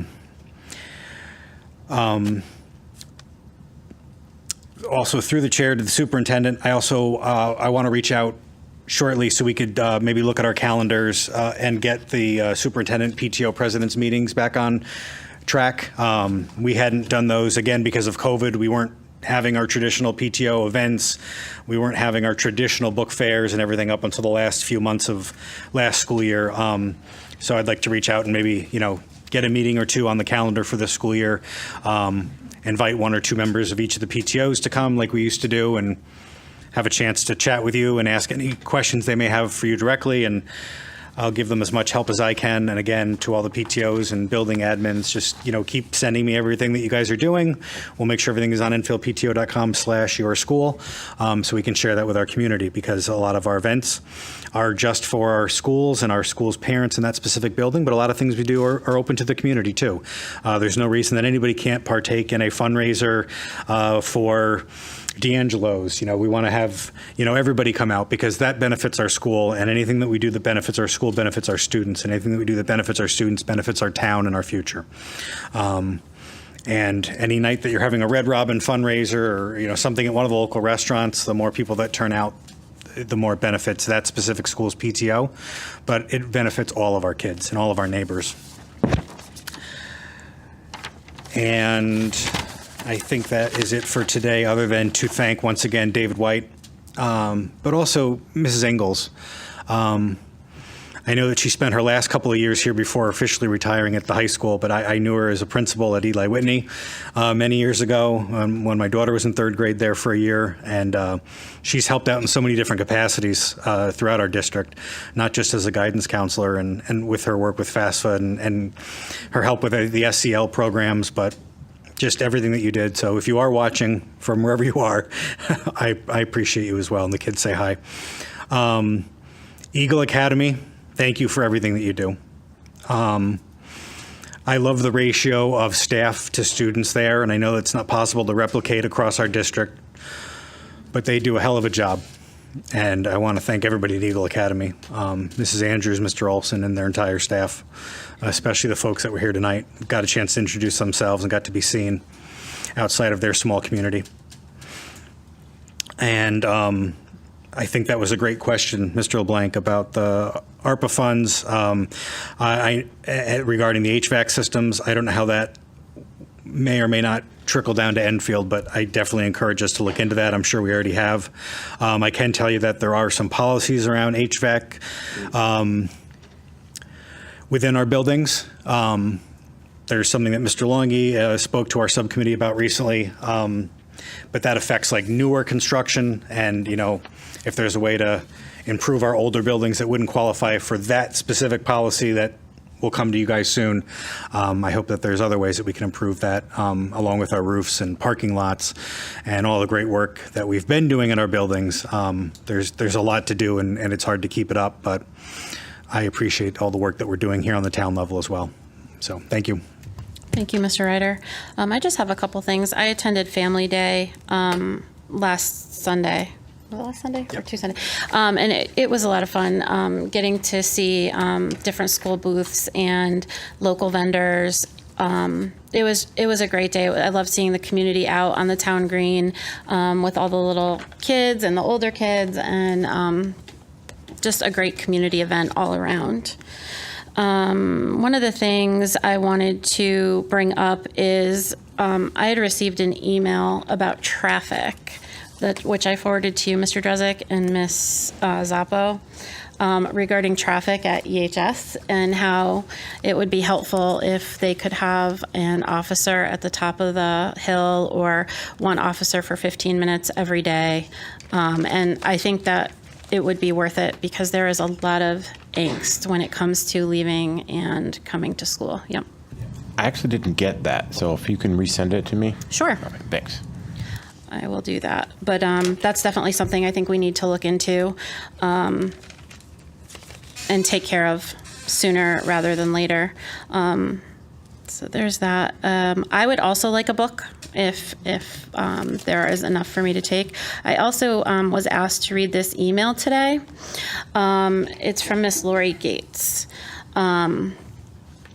She says, don't worry about the weather reference because of when she wrote it. She said, good evening, Mr. Drezek. As the sun sets, what sun it's raining, on another anniversary of the 9/11 terror attacks, I wanted to thank you for the overwhelming response to this year's gratitude card drive. This year, a This year set a record of 1,712 cards. Yes, I counted, and I have attached a few that stood out to me along with the cover letter that accompanied them to all 6 fire stations, EPD, and EMS late Saturday night. I know they are appreciated by all of our first responders on a heavy day for us all. I also want to take a moment to express my gratitude to your teachers and staff. This overwhelming response is a direct result of the heart of your schools, and teachers and teaching have been under fire for close to 3 years now.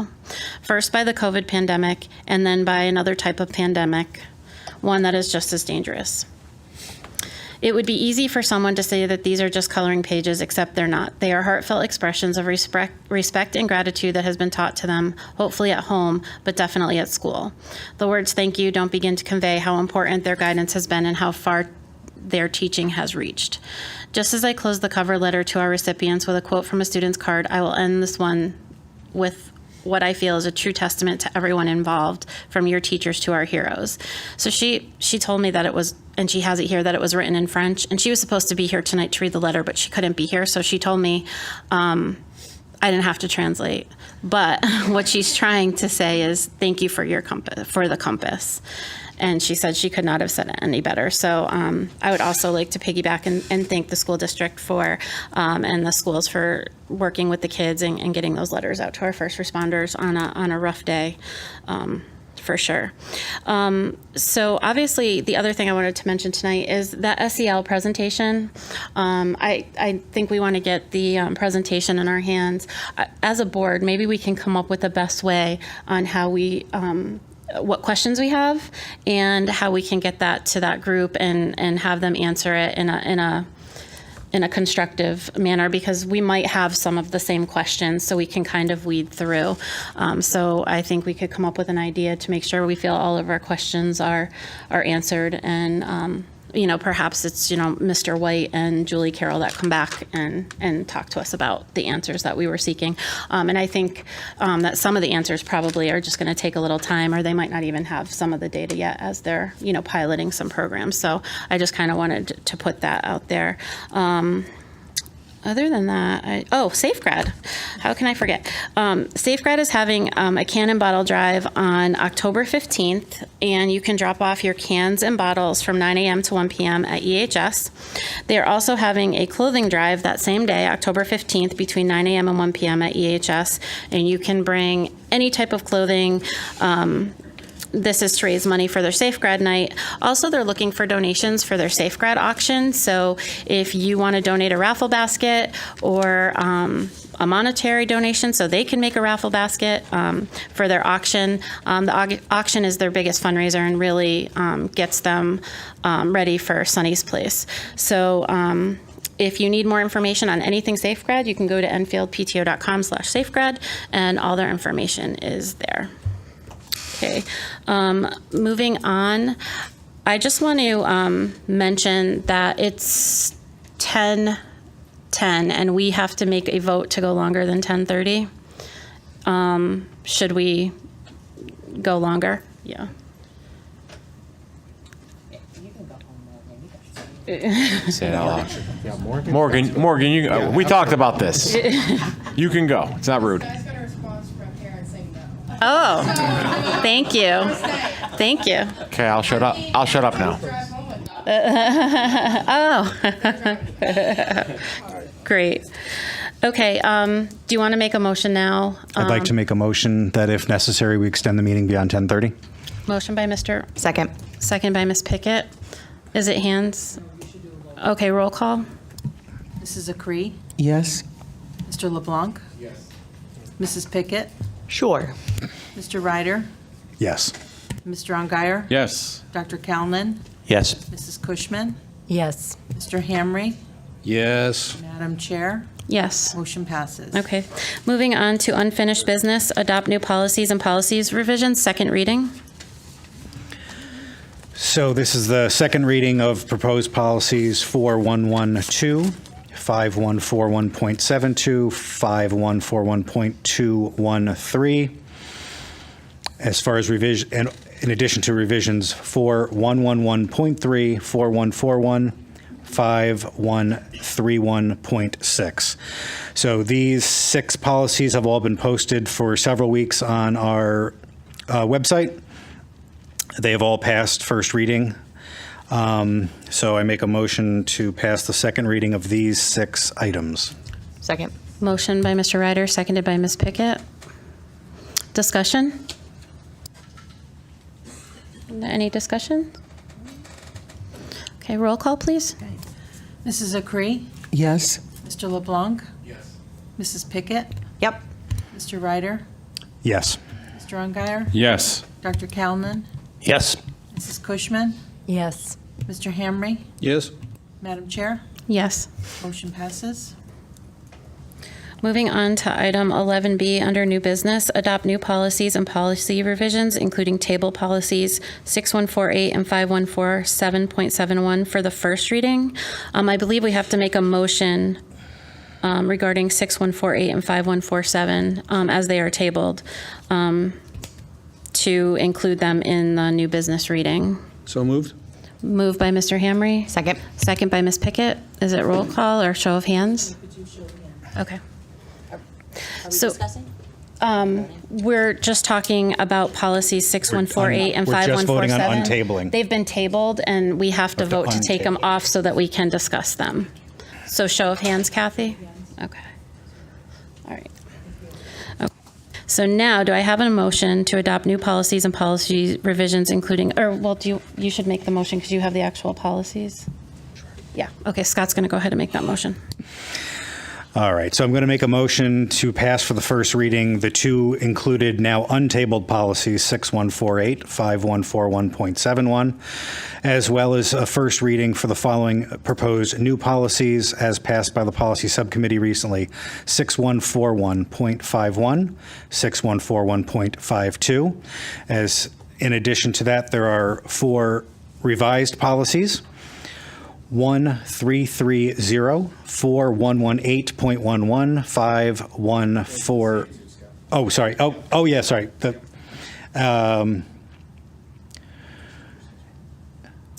So the 2 untabled, 2 new ones, and 2 policy revisions, which are 1330 and 4118.11. That was a motion by Mr. Ryder. Do I have a second? Second. Second by Ms. Pickett. Any discussions? Ms. Pickett. So if the first one is 6141.51, which is on advanced placement courses, I'm incredibly happy to see that the disproportionate representation is acknowledged in this policy. I'm anxious to hear how this policy is going to be implemented. I am wondering if you could clarify under the procedures part, the term minority students is used, and I'm wondering if that is referring to students of color. And if so, if we could change the wording from minority students to students of color, if that's who they're actually referring to.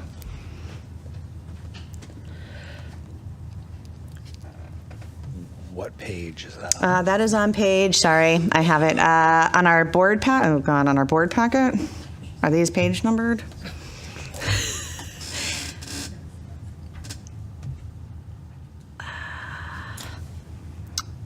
Sorry, I don't know where the page numbers are. It's item number 11B in our board packet. And under procedures, criteria, guiding principles, it says the board is aware that minority students are chronically underrepresented in advanced level high school courses, blah, blah, blah, low awareness, social isolation, prevent low income and minority students from enrolling in such courses. And the reason why I think it's important is if it's referring to students of color, if it's about racial disproportionality, the term minority is actually pretty offensive to people of color. So if that's who we're referring to, I would just prefer a changing of wording. But if that's not who if we're not referring to students of color by the term minority there, because minority is not defined in the policy. So I am proposing changing the language if it's referring to students of color. Yeah, you've got me there, Amanda. I'm assuming you're right, and that's a pretty small change, so I do think we do not have to table this and go back if that's something the board would like to do. That's a very small change you could do right now if you wanted to. Well, we're still in discussion regarding, so Mr. LeBlanc? If you go to, I know we're all over the packet right now, but if you go to policy 4111.3, it's personnel, certified and non-certified. In the red that we're changing or proposed to change in that policy, that gives a definition of what minority is. So maybe if we just used that and just put it in place with that policy. Actually, it says minority is defined as individuals whose race is defined other than white or whose ethnicity is defined as Hispanic or Latino as used by the U.S. Census Bureau. Yeah, and the reason I didn't bring it up in that one is because that policy is directly tied to legislation that is still referred to as minority teacher recruitment, and that's how it's referred to in legislation. But this policy is not about teacher recruitment. It's actually about our students. And the definitions, we could use that definition. I would prefer to see different wording. Only because that was on a legislation basis in the policy I just read. Yes, Okay. that's legislatively defined. Any other questions? So I have to make an amendment. We have to amend the motion. Yeah, so I don't know what I need to say No, in Robert's rules. You'll amend the motion. Yeah, well, I could untable that one item. Why don't you guys someone make a motion just for that one particular policy? I'd like to make a motion that we amend the policy to reflect the wording that Ms. Pickett identified. So it would be replacing the word minority with students of color. Okay. I made the motion. Yep. Motion by Mr. Hamry. Hang on. Is that the only place in that policy where it reads that word? Because I don't want, because something that Ms. Cushman and Mr. Hamry and I like to do is make sure that we see the final, and then that we share that with you guys. So I'd want to recomb over that and make sure that that's the only thing that's changing. So I would want to amend my motion to pass all of those for a first reading, to subtract that one and send it back to the committee so we can iron this out, because I like to give you guys what we've already hashed out. I just think that's fair. So, and this one, I retract my motion. Okay, Scott. it's just something that we've liked to work together best. Yep, nope, the policy committee. I Yep. apologize, I didn't get that to you before this meeting. So that policy number again, Mrs. Pickett? 6141.51. And the only place that I saw it in that policy was under the procedures piece. Okay. And then my only other clarifying question for discussion, if that's what we're still on, is under 6141.52, where it's talking about the advanced placement in the middle school. And I was wondering if this is connected to TAG in any way, because we've been having TAG conversations in curriculum, and this policy could actually really help us. It is. Awesome. So thank you.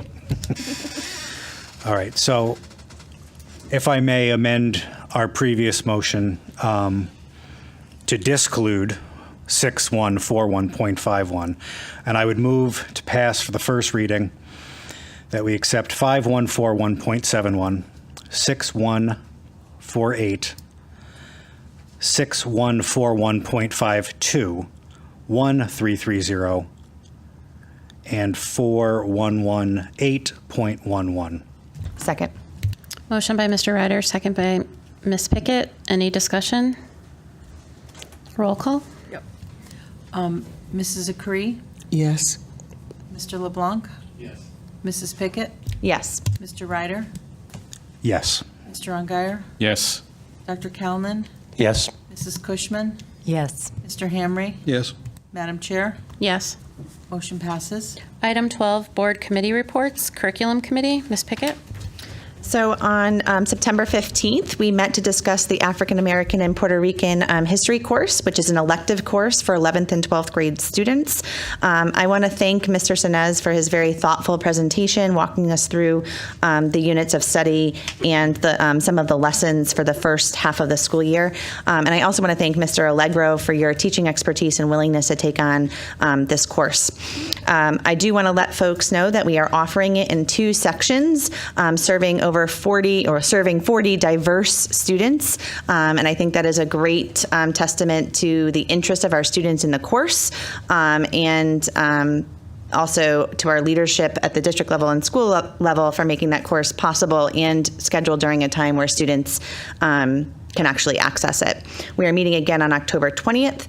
I just wanted to mention that I know Scott mentioned in his board member comments around digital citizenship, we did get a presentation at a curriculum committee about that work, and there was some ongoing work around identifying where there might be some gaps in areas where we need to do a better job of ensuring that it's fully K through 12. So I will ask for a follow-up on that because I think that's good timing. And John, to your question around the student email that we got, I did respond to that student. I just didn't CC the whole board so we don't get into trouble around quorums. And that was brought up as an item from the table at our last meeting. We're just looking at what impact that would have on certain courses require exams and looking at kind of how would we equitably do that and what kind of impact it might have. But it's definitely being explored. I'd just like to add, it was suggested that if you had a certain grade point average that you didn't, a grade in that class that you wouldn't have to take the midterm. So it's definitely something to look into, and I appreciate that student bringing that forward. The Finance Committee, Dr. Kalnin. No report. Policy Committee, Mr. Ryder. So through the chair to Kathy, I was just wondering if you could add that tabled item to our next policy committee agenda, please, and we will comb that over. And if you wouldn't mind, Ms. Pickett, just email me that policy number and where that was, and we will get that looked at, and then we'll send it back to the board. Again, we met last week, and we were given a new series of policies to look at for the following meeting, which will be the third Tuesday in October. Leadership did not meet. Joint Facilities. Joint Facilities met last week during open house at the high school. So I took the Joint Facilities meeting in the parking lot. We got an update on the roofs at Hazardville and Eli Whitney. And both projects are nearing completion and approaching a point where they'll be signed off on and investigated, and final sign-offs coming. So we're real close to wrapping up and getting off the roofs of the schools. Great news. Those two schools. JFK Building Committee. I know we had talked about, setting up a tour and having the JFK Building Committee come to our meeting. Yes, I can report that the fencing is all down. These new beautiful columns are up. It's very obvious, which wings are which, even from the parking lot. The building looks amazing, and the superintendent already touched on this earlier, but I was going to mention about the fields, so thank you for covering that. And the fields are back under the building committee to get fixed and set up for us properly to get us off on the right foot, both inside the building and outside the building. Thank you. Joint Security Committee. Our next meeting is still to be determined. We're waiting on a report back from the town, and then we will reconvene. Enfield Mental Health and Wellness Work Group, Dr. Kellman. No report. Thank you. And then the Enfield Cultural Arts Commission, Mr. Hamry. ECAC has recently, Town Council has recently added a couple of new members to the ECAC so that they do have a full quorum now. I believe there's a couple of spots still open, but I may be wrong about that. But the next meeting that they only happen once a month, so the schedule for that would be on the first Tuesday of every month. So where that doesn't conflict with the board meeting, I will be attending, and if it does conflict with the board meeting, I will probably be rushing into this meeting right after that one. So I look forward to being involved with the ECAC once again, and to the benefit of our school representatives. It's liaison for the schools to the ECAC and so on and so forth. So looking forward to that. Thank you. Moving on to approval of minutes. Do I have a motion to approve the regular Board of Ed meeting minutes from September 13th, 2022? Moved. Moved by Ms. Pickett. Second. Second by Mr. Ryder. Any discussion? Show of hands. Item 14, approval of accounts and payroll. No report. Okay. Oh, well then we have to go to 10:30 then. Item 15, correspondence and communication. Item 16, executive session. Mr. Drezek, do we have a need for executive session? We do not. Do I have a motion to adjourn? So moved. So By Mr. seconded. Hamry and seconded by Mr. Ryder. And the meeting is adjourned.